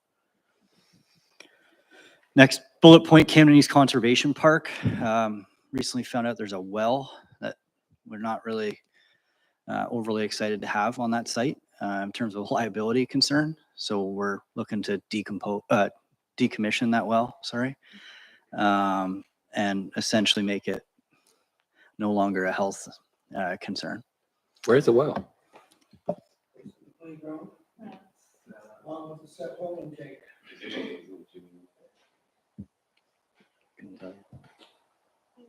Through you, revise, unless Jake knows, but it's on the western side of the park, next to the property owner. Can't think of their name right now, but not very far off the road allowance either. Oh, is that right? Huh. So is there It's a dug well. an old with the dug top well? on it. Yeah. Yeah. Interesting. Yeah. Okay, thanks.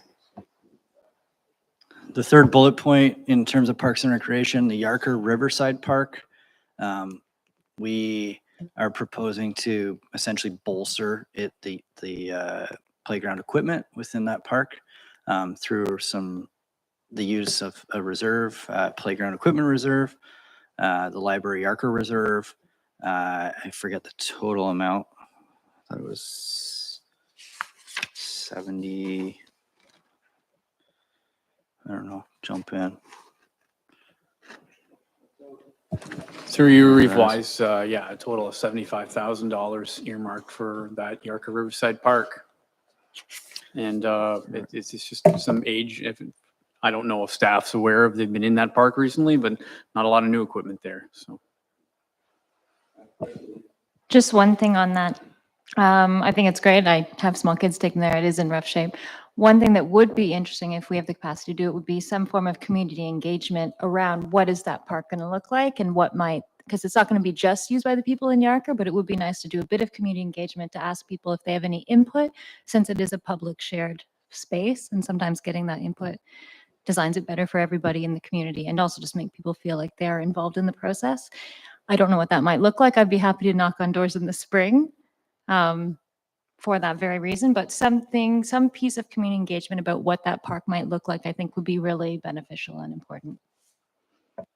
Thank you, Chris, Councillor Woodcock. Appreciate it. We actually held a community consultation process for the other parkette in the village, and it was well received, and we received significant input, and we were able to, I think, really address most of that input through that process. So I don't see a concern with doing something similar as it relates to the redevelopment of that Riverside Park as well. Wendy? I can't remember if I brought this up before in the past, but something that's very popular, I guess you could say, are things called sun sails. And they build them over structures like children's playgrounds just to protect them from the hot sun.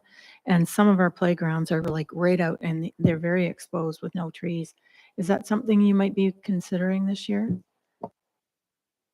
To revise that actual Riverside, the Yarker residents can say it's actually well treed and well shaded. Probably that's not the one that's requiring the sunshade. Oh no, I'm talking about the Yarker Riverside Park right now. That's where the money's earmarked in this proposed budget. So I wasn't thinking sunshade for this project. Yeah, I'm not a parks expert, but there's a lot of new studies out there right now suggesting that maybe the classic old, chunk of plastic for the kids to kind of climb on isn't exactly the one that the children would rather climb on, and B, the best for their health, and maybe something more natural or more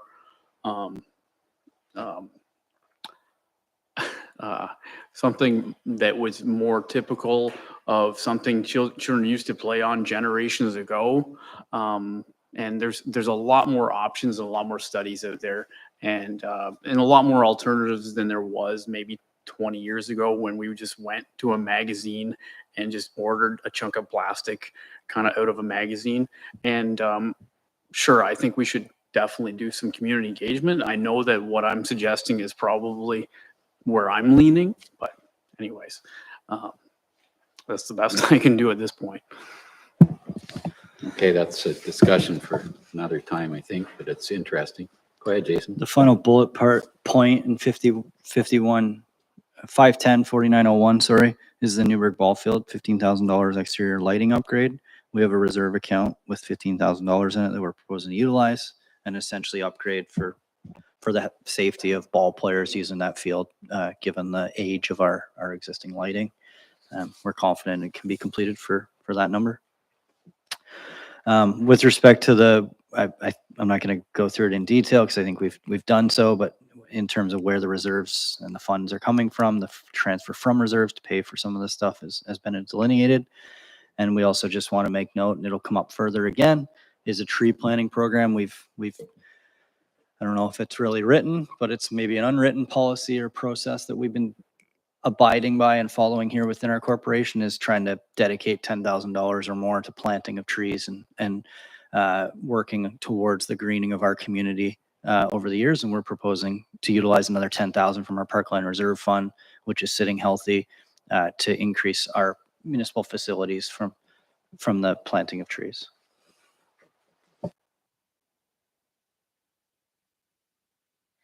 I was just wondering if there's any looking into, a lot of these projects are capital, if there's any looking into Trillium funding this year, or have we exhausted that? Yes, through Revise. Trillium funding, I've tried twice now for this Yarka Riverside Park to get funding for this Yarka Riverside Park, and I'm just tired of writing the grant applications to Trillium for that. So I guess we'll have to kick the Trillium grants that we're going to get down the road, because since I've gotten that one for the Tamworth Arena, I haven't been successful. So, and I'm not sure if the Trillium grants are more kind of gauged toward not playgrounds or what the case is, but just that's where I've been trying to get Trillium funding for playgrounds, and I just haven't had any success lately. So happy to answer more questions. But. Okay. Parks and Recreation continued, 510-5101, wages full-time.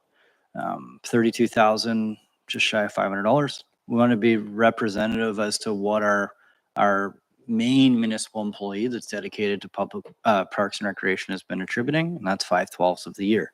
The other 7/12 of the year is in the arena. So you'll see that elsewhere through this budget.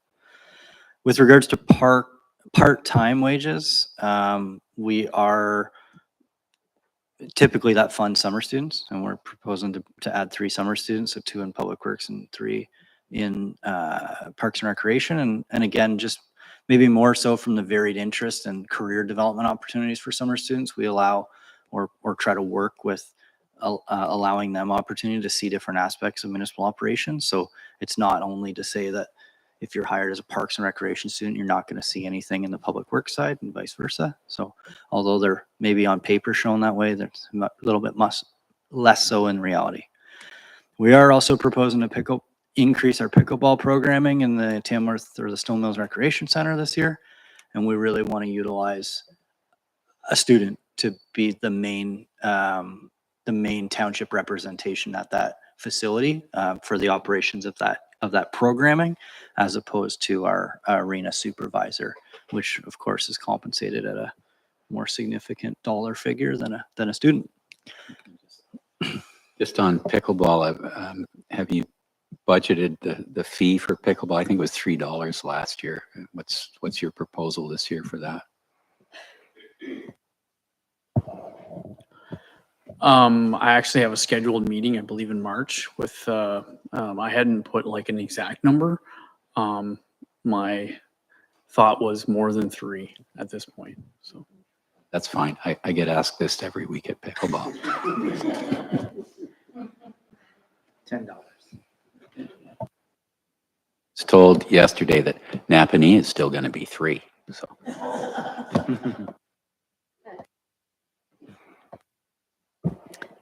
Just a quick question. Liability, what kind of liability do we have at the arena to cover participants in pickleball or any sport at all? Yes, through your revise. Yeah, so the liability would be, I can't put a figure on it, but the same liability that the participants of public skating would be receiving when they walk through the doors to throw their skates on and go public skating. It's the same policy. It's essentially the same thing. You're paying a fee to play pickleball instead of getting your skates on and getting going on the ice. And it would be really similar to renting the ice as a one-off for you and your buddies to play a game of ice hockey. And for those that don't know, we're actually starting Thursday a new program that we just kind of came up with called Stick and Puck Hockey on Thursday afternoons at 3:30 for those who are watching this, 3:30 to 5, where you just literally show up with your skates and your stick and maybe a pair of gloves and a helmet. And we throw the puck out on the ice, and it's kind of like rink hockey. We don't really get a lot of weather for these outdoor rinks anymore, and a lot of kids miss out on just being out on the pond. And we were thinking we would try to mimic that in our arena at a time when we weren't renting it and not making any money off the arena at that time anyways. So if you get the word out, hopefully we can get some participants out on Thursday afternoons to sort of grow that program. What are the age? What's the age expectation for that stick and puck hockey? Yeah, through your revise, the age expectation is just like it used to be when I was a kid at the Enterprise rink. You shared the puck with the little kids that came out and were trying to learn how to play hockey, and it was just a free for all for old and young. it's a great idea. $5. $5. A person. It can be adults too. Yeah. Yeah. Oh, sorry. I thought you said a kid. Okay. Yeah, go ahead, Rob. Not pertaining to budget stuff, but just a quick thought, people get a kick out of this. So I received a call from a gentleman who inquired about the possibility of renting the rec center and this on and off around pickleball to do roller skating, which I don't know if this is going to grow legs, that's not a pun, or not. And so I did contact Jake and we had a little chat about it. So I'm hoping that something like that would actually happen. It would be really cool. But, you know, people have dreams and I hope they come to fruition, but I thought everybody get a kick out of that. I thought, what a neat idea. You never know. So let's cross our fingers, and that would be nice to utilize that for even more things during the summer. Go ahead, Jake. Yes, through your revise, I've actually had a conversation with a gentleman that spoke to you. We have a meeting at sometime in the next couple of weeks. He hasn't called me back. But definitely roller skating and pickleball were something that lived together in the town of Napanee for quite a while, and they lived together quite amicably, I think. And so I just think it's a great idea that we can basically mimic what we do with the pickleball. We have a student hired to work out of there this summer anyways. Maybe just have one night per week, maybe like opposite pickleball hours when they're already there, where they literally just move the pickleball nets and you can do some skating for a bit with your roller skates and just see if the idea takes off, right? Anyways, I mean, the arena's sitting there all summer long. If we can make $5 a participant from something like that, I mean, let's try to make as much money is possible out of something that's sitting there bought and paid for. That was my thoughts. So we're meeting with them. We're going to try to put something together similar to what we did with pickleball. Maybe just, I mean, the appetite for roller skating probably isn't like the world of pickleball that's just off the rails with popularity. But I mean, certainly there seemed to be a lot of popularity in roller skating in Napanee at one point in time. So we'll see. Anyways, it's a great idea, I think. Thank you. Okay, yes, Wenda. I know Napanee's now advertising for women's ball hockey. Is that something you'd entertain at the arena? Okay, I think I'm going to cut it there. We're starting to talk about programming ideas. I think we want to stick to the budget. It's certainly worth considering at another time. Yeah. Carry on, Jason. Thank you, Revice. Next slide, please. Just Parks and Recreation continued, 510-5201. Materials and supplies, budgeting 30,000. Typically budget 27,000. We're proposing 30 this year to ensure we're covered. And I've already mentioned the 10,000 allocated towards planting of trees, greening our community coming from our Parkland Reserve funds.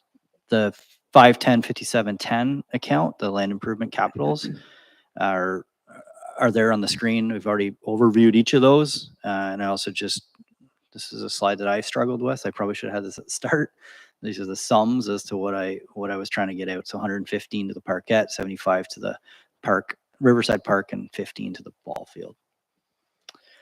Moving along, the 513 account, swim program. There's been some conversation in the past 10, 12 months as it relates to the swim program. Historically, we've budgeted, a $4,000 line item, a $4,200 line item. And this year we're proposing to, in association with that 5802 account, we're proposing to add a 5211 account for conventions and training.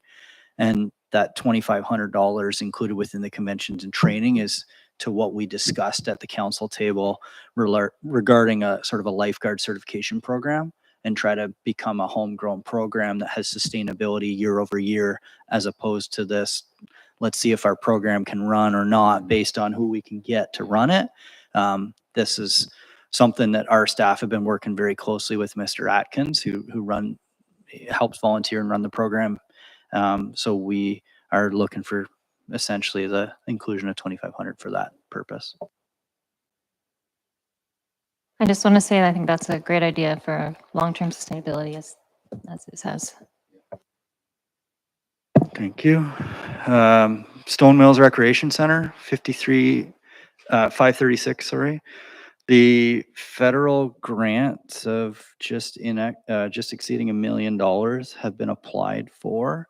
And there's a breakdown of the fees where the funds would be allocated, should we be successful, to ranging from an EV charging station to a backup generator, to ensure that, for example, we're prepared and that can run as our evacuation center in the event of an emergency, as well as to continue to attempt to make our building more sustainable from a heating and a heat loss point of view, to an electric Zamboni. Related to that account, moving forward, 536-4901, the transfer from reserves. This is entirely related to that grant. So we're proposing $200,000 of our own funds, should we be successful in that grant, to make all of the above happen. So the idea is we pay 200 for $1.2 million in total cost. Bottom line, 536-4500, the ice revenue rental, 170,000. You can see it's very aligned with the 2023 number of $176,000. And as we've gotten into, we are proposing to expand and try to bring some additional programming, just expand our opportunities and get some more interest in our community. So we're attempting to broaden what we're able to do on a revenue front as well. Full-time wages, the 536-5101, you'll see that's the reciprocal of the 5/12 of our parks arena supervisor / parks and recreation staff wage. 536-5102 is our part-time. Again, we've touched on it, but we have 2 facility operators that work at our arena. We have 4 attendees who are our not summers, they're students essentially that work throughout the winter months. And we're proposing 1 dedicated staff member for maybe not the lion's share, but for a portion of their summer, to at least be rotating through that facility based on what we're understanding the requests are of the pickleball community, to run that and be our township representative. Just on a hydro costing front, the actuals in 2023 were $91,000. We're budgeting a very slight decrease, but again, we continue to try and be efficient. We did a fairly major overhaul recently on the capital infrastructure, new pad with insulation, et cetera. So we don't have enough time essentially on that to know what our drop would be on efficiencies. Our milder winters, for example, are contributing to that. So we're still budgeting a $90,000 amount on the hydro front. The 556, the rooftop solar project. This is on the Public Works garage right across the parking lot in 2023. I think it was right around $81,000. Yeah, $81,300. And we're budgeting roughly that again for 2024. Every year it differs slightly depending on maintenance and service records and a little bit of degradation of the efficiency of the units. Yeah, snow coverage, et cetera. So there's no significant change to any of that. General planning 600 account. This is always difficult to project. It's all applicant driven, of course, and we're in a little bit of a turbulent time, just economy wise, without really knowing what's happening interest rate wise and et cetera. But all that being said, we're projecting 6 variance applications. So that could be low, could be high, but I'm thinking that's probably going to be low. So we're trying to be fairly conservative. In terms of consent applications, 50 of them are proposed. Last year we did 68, so $68,000 in revenue, and this year we're, if we can hit 50, it'd be $50,000. Zoning certificates, it's a very minor number. 2,500, 2,900 is what we did in 2023. Nothing crazy there. With respect to wages, 90% of the manager development services salary and 50% of development services clerk. We've sort of touched on this. The other 10 and other 50 of those salaries would go to the building department to support that operation. From a legal cost line items, the 65203 account, we're budgeting $20,000. Again, this is a very challenging one to project because as we could see, when you have a blip with respect to HR or legal matters or an appeal, it can really skew your numbers. So we haven't had that in years past, an Ontario Land Tribunal hearing, at least in the last 2 or 3 years. But if we were to receive one, we could see this number being increased. The 65262 account is a consulting fee number, and this is a massive increase from what you've seen in years past. $20,000 was budgeted last year. We put a line item of 110,000, and that's to be frank, a very conservative number because it's the upset limit that's been discussed internally of what it could be from a support perspective on external consultants. I do not expect, or we as staff do not expect that to be that number, but we don't know with respect to staffing where and how much assistance we're going to need depending on leave of absences or workload backlogs, application volumes, that kind of thing. So for that reason, we budgeted to the upper limit, and we can make adjustments as needed moving through this process. That takes us through planning into the 700 account for property maintenance.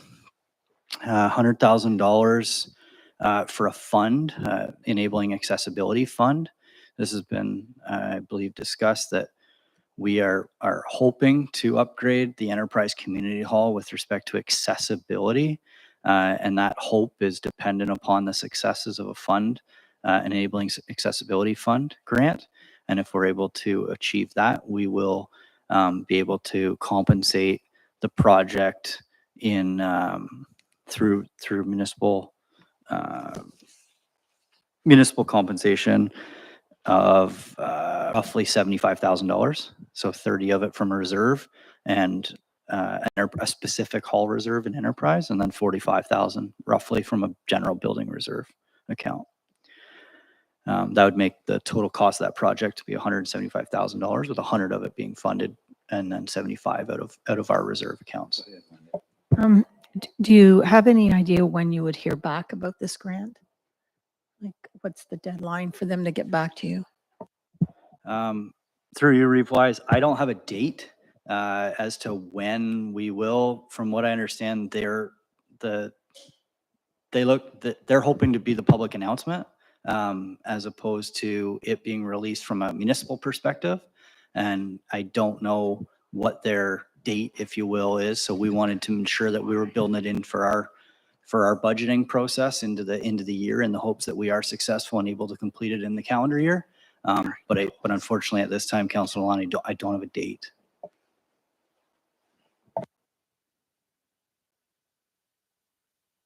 Moving along, 74901 transfer from reserve, just in excess of 110,000. The community hall, sorry, the Newberg and Enterprise Community Hall, we're looking at using just shy of $3,500 for an AED, automatic external defibrillator, which is on the wall here behind us. An internal renovation at the Newberg Fire Hall of $25,000. The Enterprise Community Hall, which we talked about, $75,000. And the heat pump installation to try and garner some additional efficiencies in our Tamworth Fire Station. The next slide, 75200 account, has a services line item of 130,000. It's a general account. The services account is general, sorry, in nature, and there's a whole host of expenditures that are coming from this account.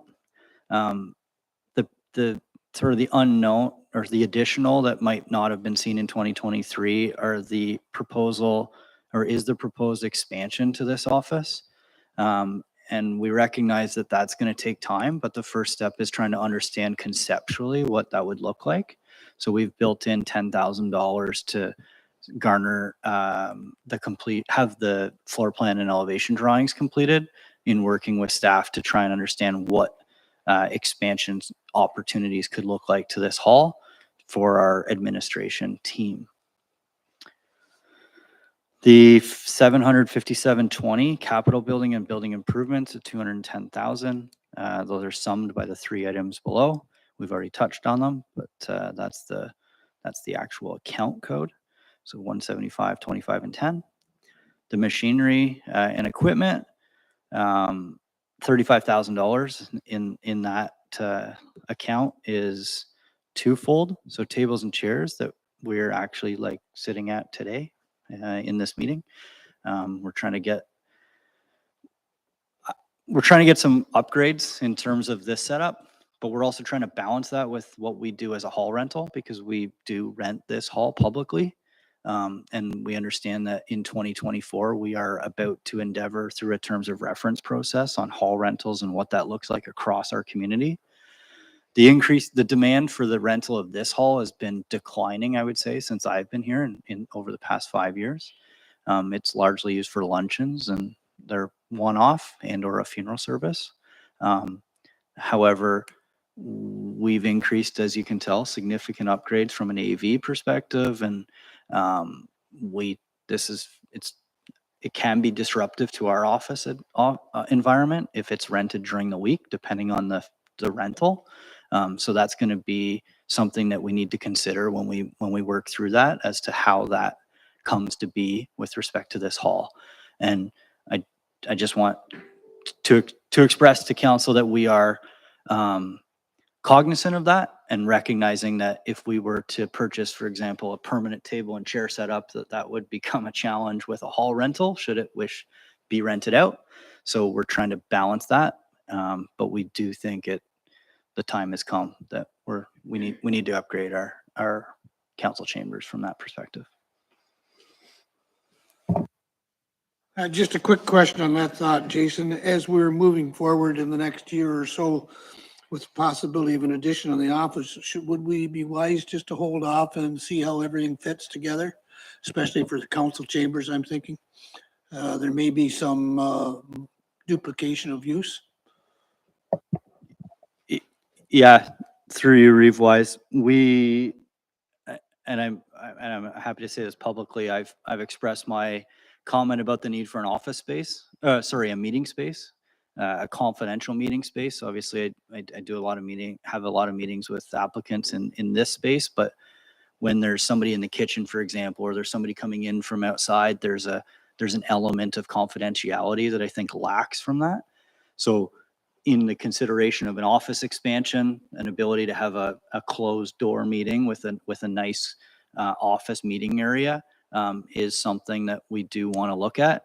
So I have no concern, Deputy Reeve, with sort of shelving that, if you will, and being mindful that what we do in an office setting, how that may impact this setting could be. And second to that is the terms of reference, right? I don't want to, like I said, it's hard to plan for this if we don't know what we're ultimately doing with the hall itself.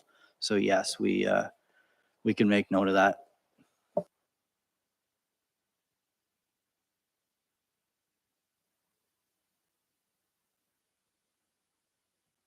Item on that slide, sorry, municipal office furniture is just a general, looking to upgrade a couple office chairs, desks, et cetera, for our new staff, as well as any new staff that we may bring on in the next calendar year or this calendar year even, just ensuring we have some budgeted dollars to ensure that they have a space to work.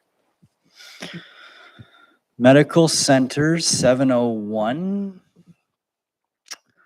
701-4402 is a lease agreement. So $24,000 is what we're expecting on the two centers. 701-4900 internal transfer. Again, this is a community vibrancy, the portion of the community vibrancy agreement funding or money or revenue that we're proposing to use to drill a well at our Newburgh Medical Center, because currently that's serviced via a cistern. I just wanted to ask about the Newburgh Medical Center. Now that the township owns it, is there a reason it has to go to a well? The clinic's been there almost 25 years and we've never had an issue with the cistern. Just a question.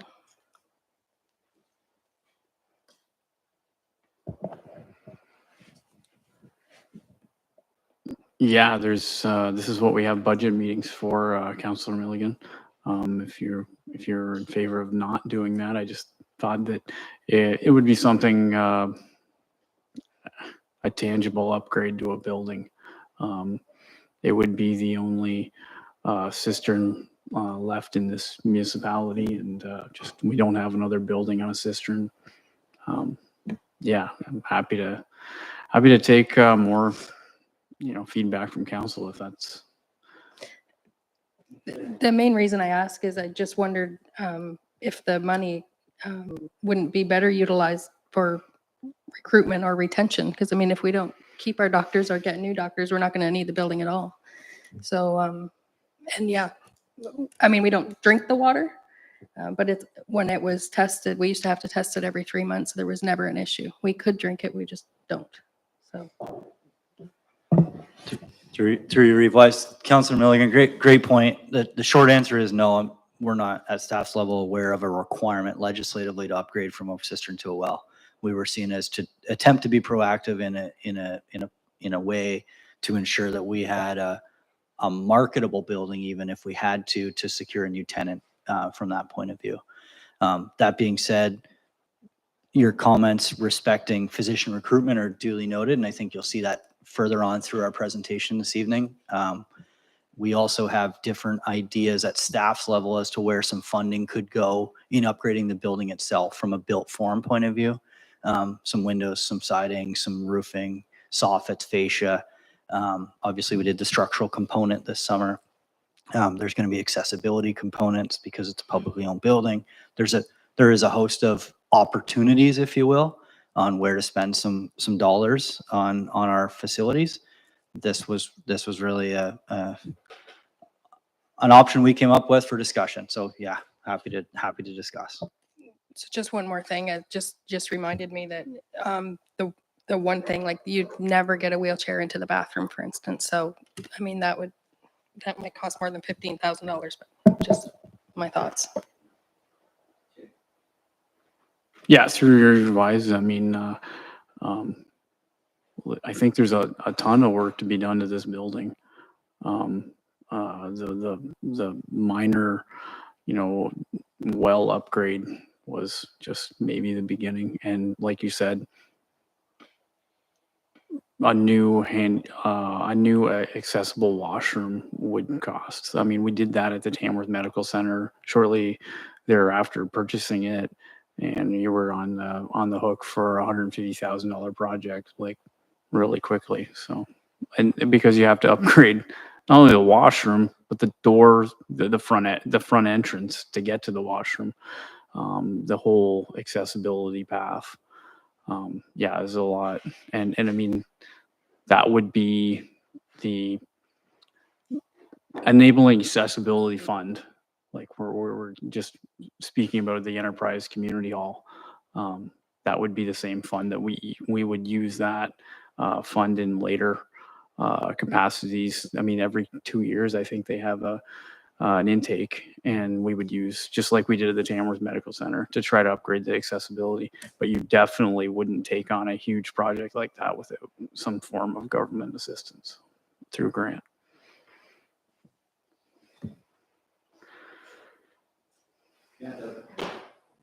I kind of support what Sherry is saying. She's very knowledgeable of the building, and I haven't had any issues.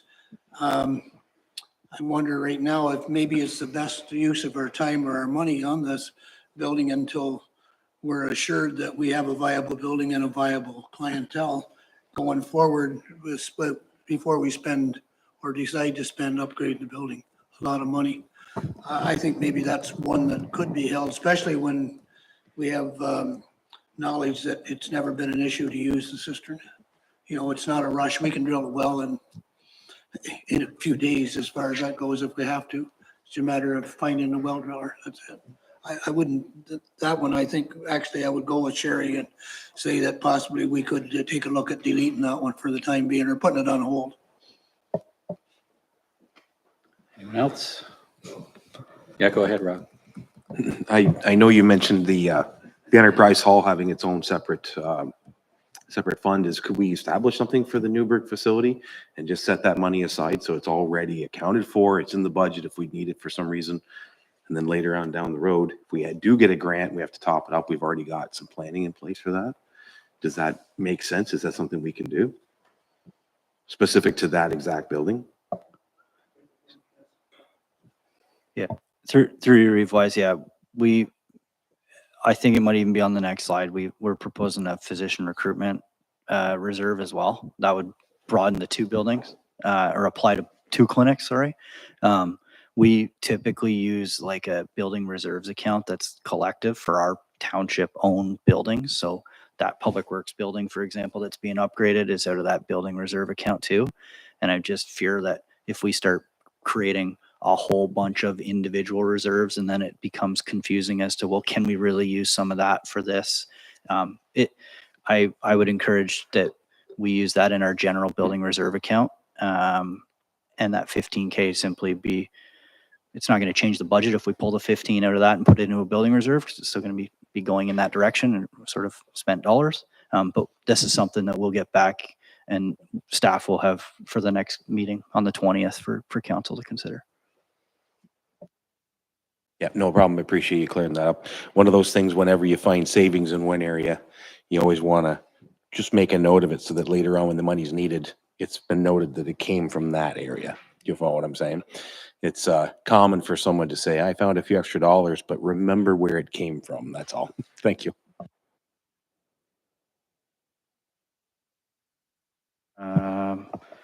So the slide previous, I think, Brooke, sorry, Final line item was transfer to reserve $70,000, 701-4901. That was, that is related, Tori, to final finishing, I believe, and CBO Detler can confirm, but finishing off the new building, the new window and siding of the Tamworth Medical Center. For those of you who's not seen it, it's a fairly appeasing property. And so I think the side and the back, for example, are still of the former siding and windows. So finalizing that so that we're not getting the rodents, et cetera, eating away at the wood siding is what we're proposing through this, and it to be paid for out of building reserves.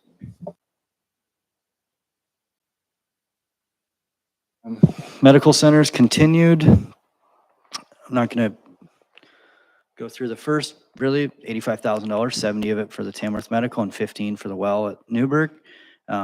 Again, that was proposed to be funded out of a Lotus Solar Project, a CVA, Community Vibrancy Agreement, but we'll take that away and be back in the 20th. Respecting that comment, it's noted. The 701-5901 is kind of contrary to what I just said, Councillor Fenwick, in that didn't want to create a reserve account that was specific for one thing. But in this situation, I really do feel strong in that we have a reserve account that is set for one thing. And that is ensuring that our residents have a physician. I think this council has done an excellent job on committing to our ratepayers, our interest in healthcare, and taking on our medical centers and showing that to all of our residents. And we at staff's level and through you as council want to ensure that we're doing that moving forward and protecting our ratepayers from a health perspective. Crystal Lee? Yeah, I think it's very wise of us to move on the physician recruitment part. I do just more of a comment broadly. One of the things that came up again at Roma that I found was like kind of interesting is that as we know, services have been more and more things are downloaded onto municipalities. And although I totally support this and we need it, just the argument that sort of healthcare was never supposed to fall on the municipal tax base. And this is one of the ways in which we're sort of subsidizing healthcare in a way. And we need to, because it's so essential for our development of our community. But that was just something that I had never really considered. And I just thought that was an interesting thing to point out. One other thought that I have on the medical centers part is something that I would like to see, either like a small budget item, whether it be $500-600 and having a doctor welcoming committee. So we have some doctors that we're trying to woo here to stay. And I've heard from other communities sort of really having success. So what makes people stay? It's like tying them to place. So what can we do that? You know, a welcome basket that has the county trails, cycling maps, and local food products. Maybe a day where someone takes them to the farmer's market, to the bookstore, around to our communities to really kind of tie into place so that once you do that, then people are less likely to leave, especially if they then have families. Something that could be very small budget item, but that might have a good impact in that we have some people that we really want to try to get to stay here. So just as a thought. Thank you. And I'm glad you raised the point about it's ridiculous that we have to have a physician recruitment reserve. I think it's a great idea. Yeah. Politically, it's ridiculous. That the province has always supported the healthcare system up until the last few years, and this isn't a shot at any particular political party because it's been going on for decades, and now we're in a crisis situation. So, but we have to do it. It's devolved and it's fallen on us. Okay, thanks. So we've reached your concluding remarks here, Jason. I think. Thanks, Reeve-Wise. So first draft of the budget, we've gone through in fair detail. Operational of 9.5% roughly, changing capital of a negative percentage point. And that, I don't get caught up on the numbers on that side. It's really because our treasurers realigned a lot of operational versus capital expenditures and made sure that we are generally consistent with what our definitions of each of those are, and that we've got ourselves set for the future in terms of what truly is operational versus capital. So the operating expenditures of almost $11 million, and the operational revenues that we're seeing through grants and permits and reserves and funds, et cetera, bring that down to 5.2 million plus or minus from a tax levy. I know that number doesn't mean a lot out of context. So to the next slide, to try and give it some context, we've got some additional revenues, grants, fundings, et cetera, that are adding to that on a revenue front. So bringing that into the need of 1.378 million from a tax levy point of view. The other thing I don't want it to be overlooked is the growth that we've done internally and primarily through the Development Services Department at 1.8% of growth. That's new builds. That's no new assessment. We all know that we haven't got a tax bill increase from MPACT since 2016, the assessment rate. So that is entirely new construction. So the residential or the notional tax rate increase from 2023 to 2024, are the numbers on the screen, and equates to 2.3%. There's some other numbers here. Statistically speaking, we're going up roughly $220,000 from last year to this year in terms of total dollar figures. The conclusion continued, the 3 points. So what does that mean from a dollars perspective? Look at $218,000, and why? Because that's the median tax assessment of our tax base in Stone Mills. That means that you'd be looking at a $32.75 increase annually to your tax bill at 2.3% of an increase. That equates to $15.02 for $100,000 in assessment. You can do the math and extrapolate that up to whatever number you want. Comparatively, last year, it was nearly double. So 2023, for $100,000 in assessment, we were to $28.45. We're looking at nearly having that in 2024. This budget is streamlined. It's efficient. However, it does not bolster any reserves. And that's one point we talked about. Councillor Milligan, great point. Why are we doing a well if we don't need a well, for example?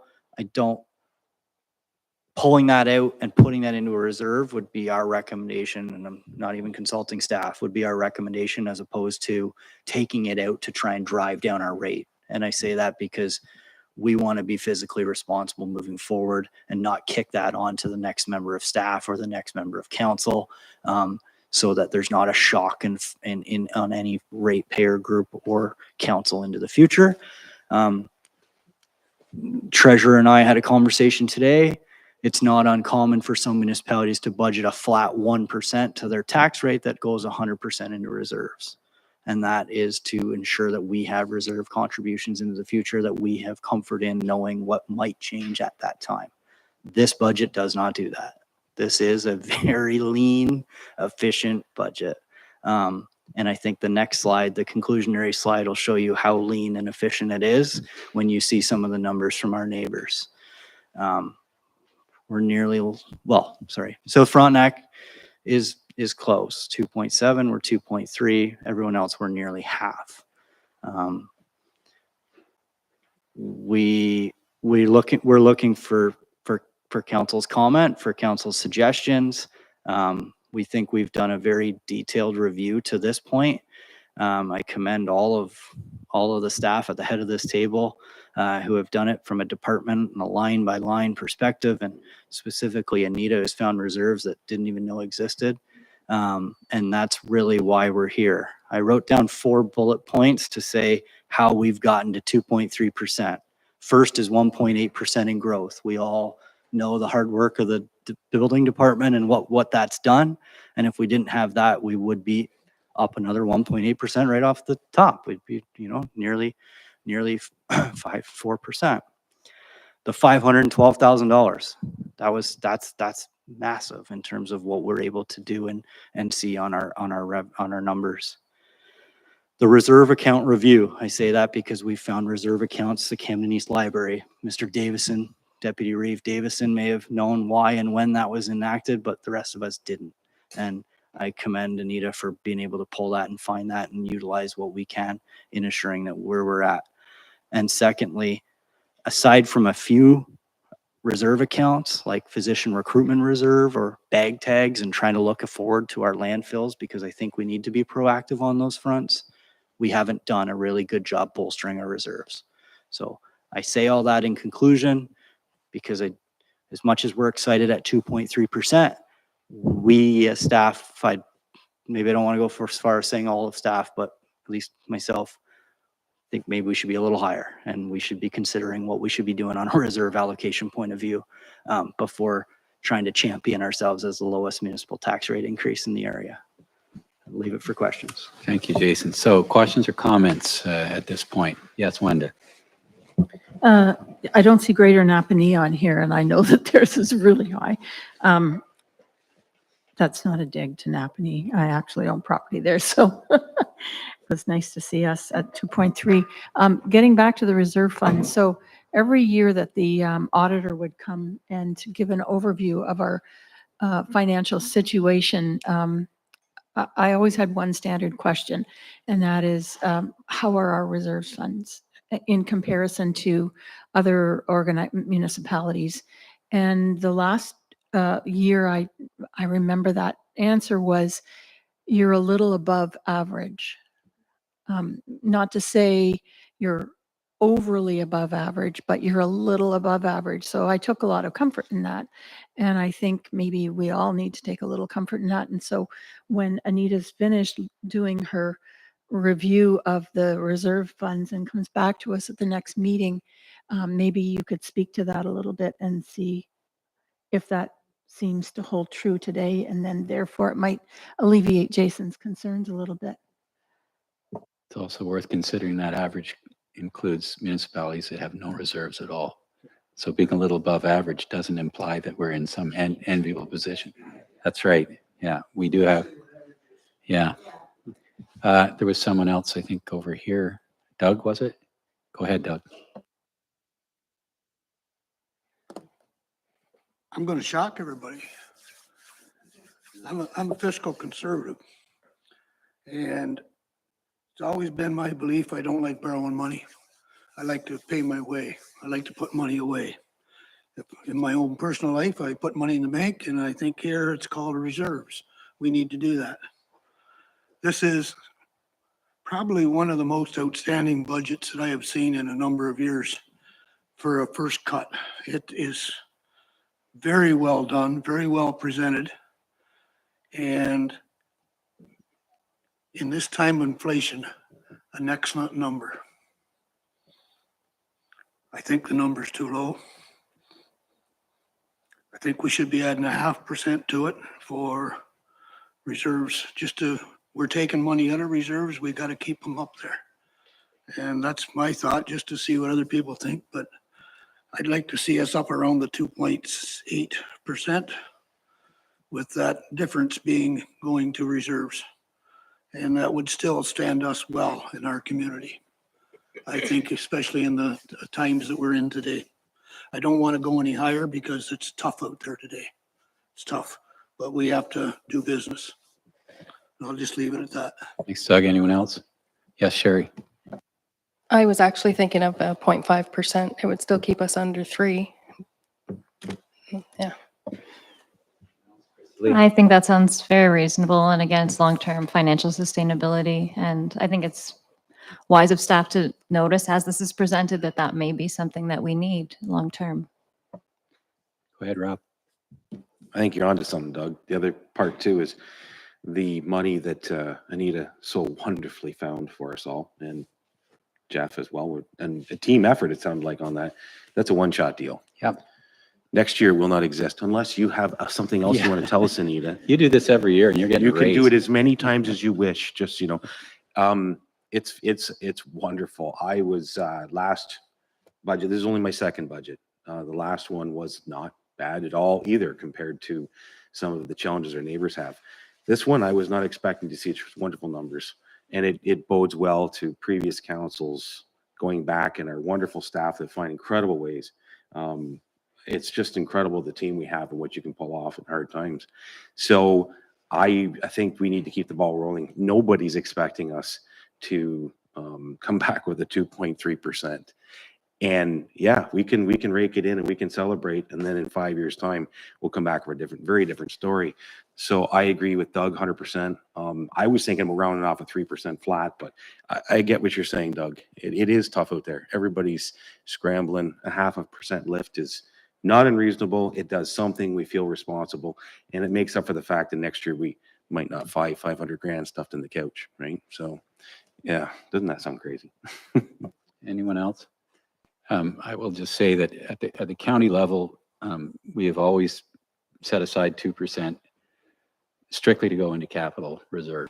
And we're looking at bumping that up. Did we talk about 2.5%, Doug? 2.5. And sort of raising that because what's on the horizon doesn't look very promising financially and environmentally from that standpoint.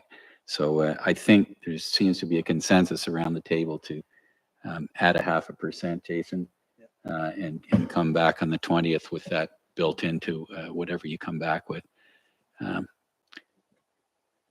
So I will say that's great unless someone has, yes, Crystal, go ahead. Only one final thing I wanted to mention, and I know I see the strategic plan, we have 20,000, I know that's what we said last year. I'm not set on this, but I almost would want, in my mind, like a little more in there. I don't know what that, I would have to do, like I'd have to have more research to compare, but just in the idea of the way that I would envision the strategic plan happening, which would be lots of public engagement sessions, and I just wonder if that would be better for it to be a little more for what I would like to get out of it, but I don't have enough experience to say yes or no on that, so. Is that basically just the cost of a facilitator, Jason? Yeah.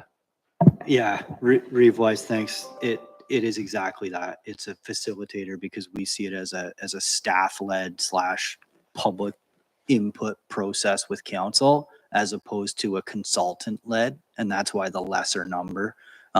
For example, we were looking at others that are like other plans run by a consultant that are triple and 4 times that, because this is really just the facilitator.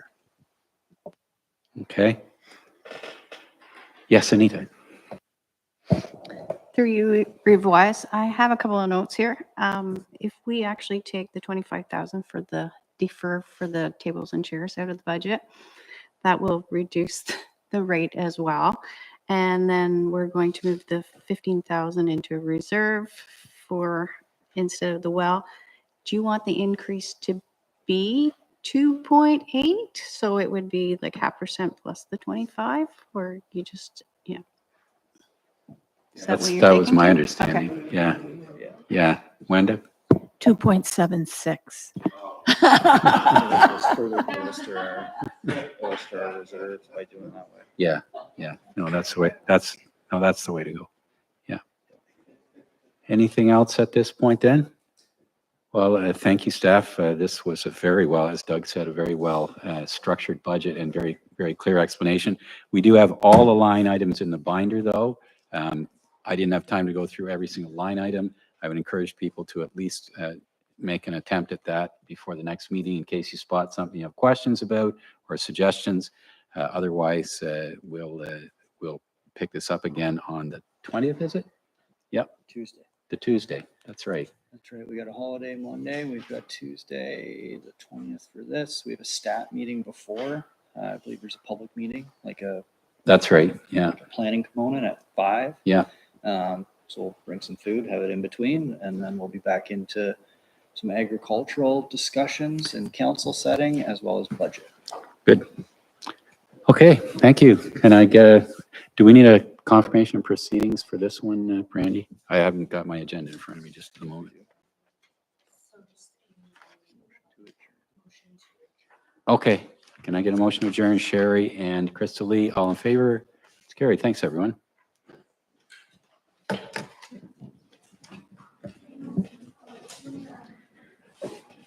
Got a meeting in Kingston tomorrow.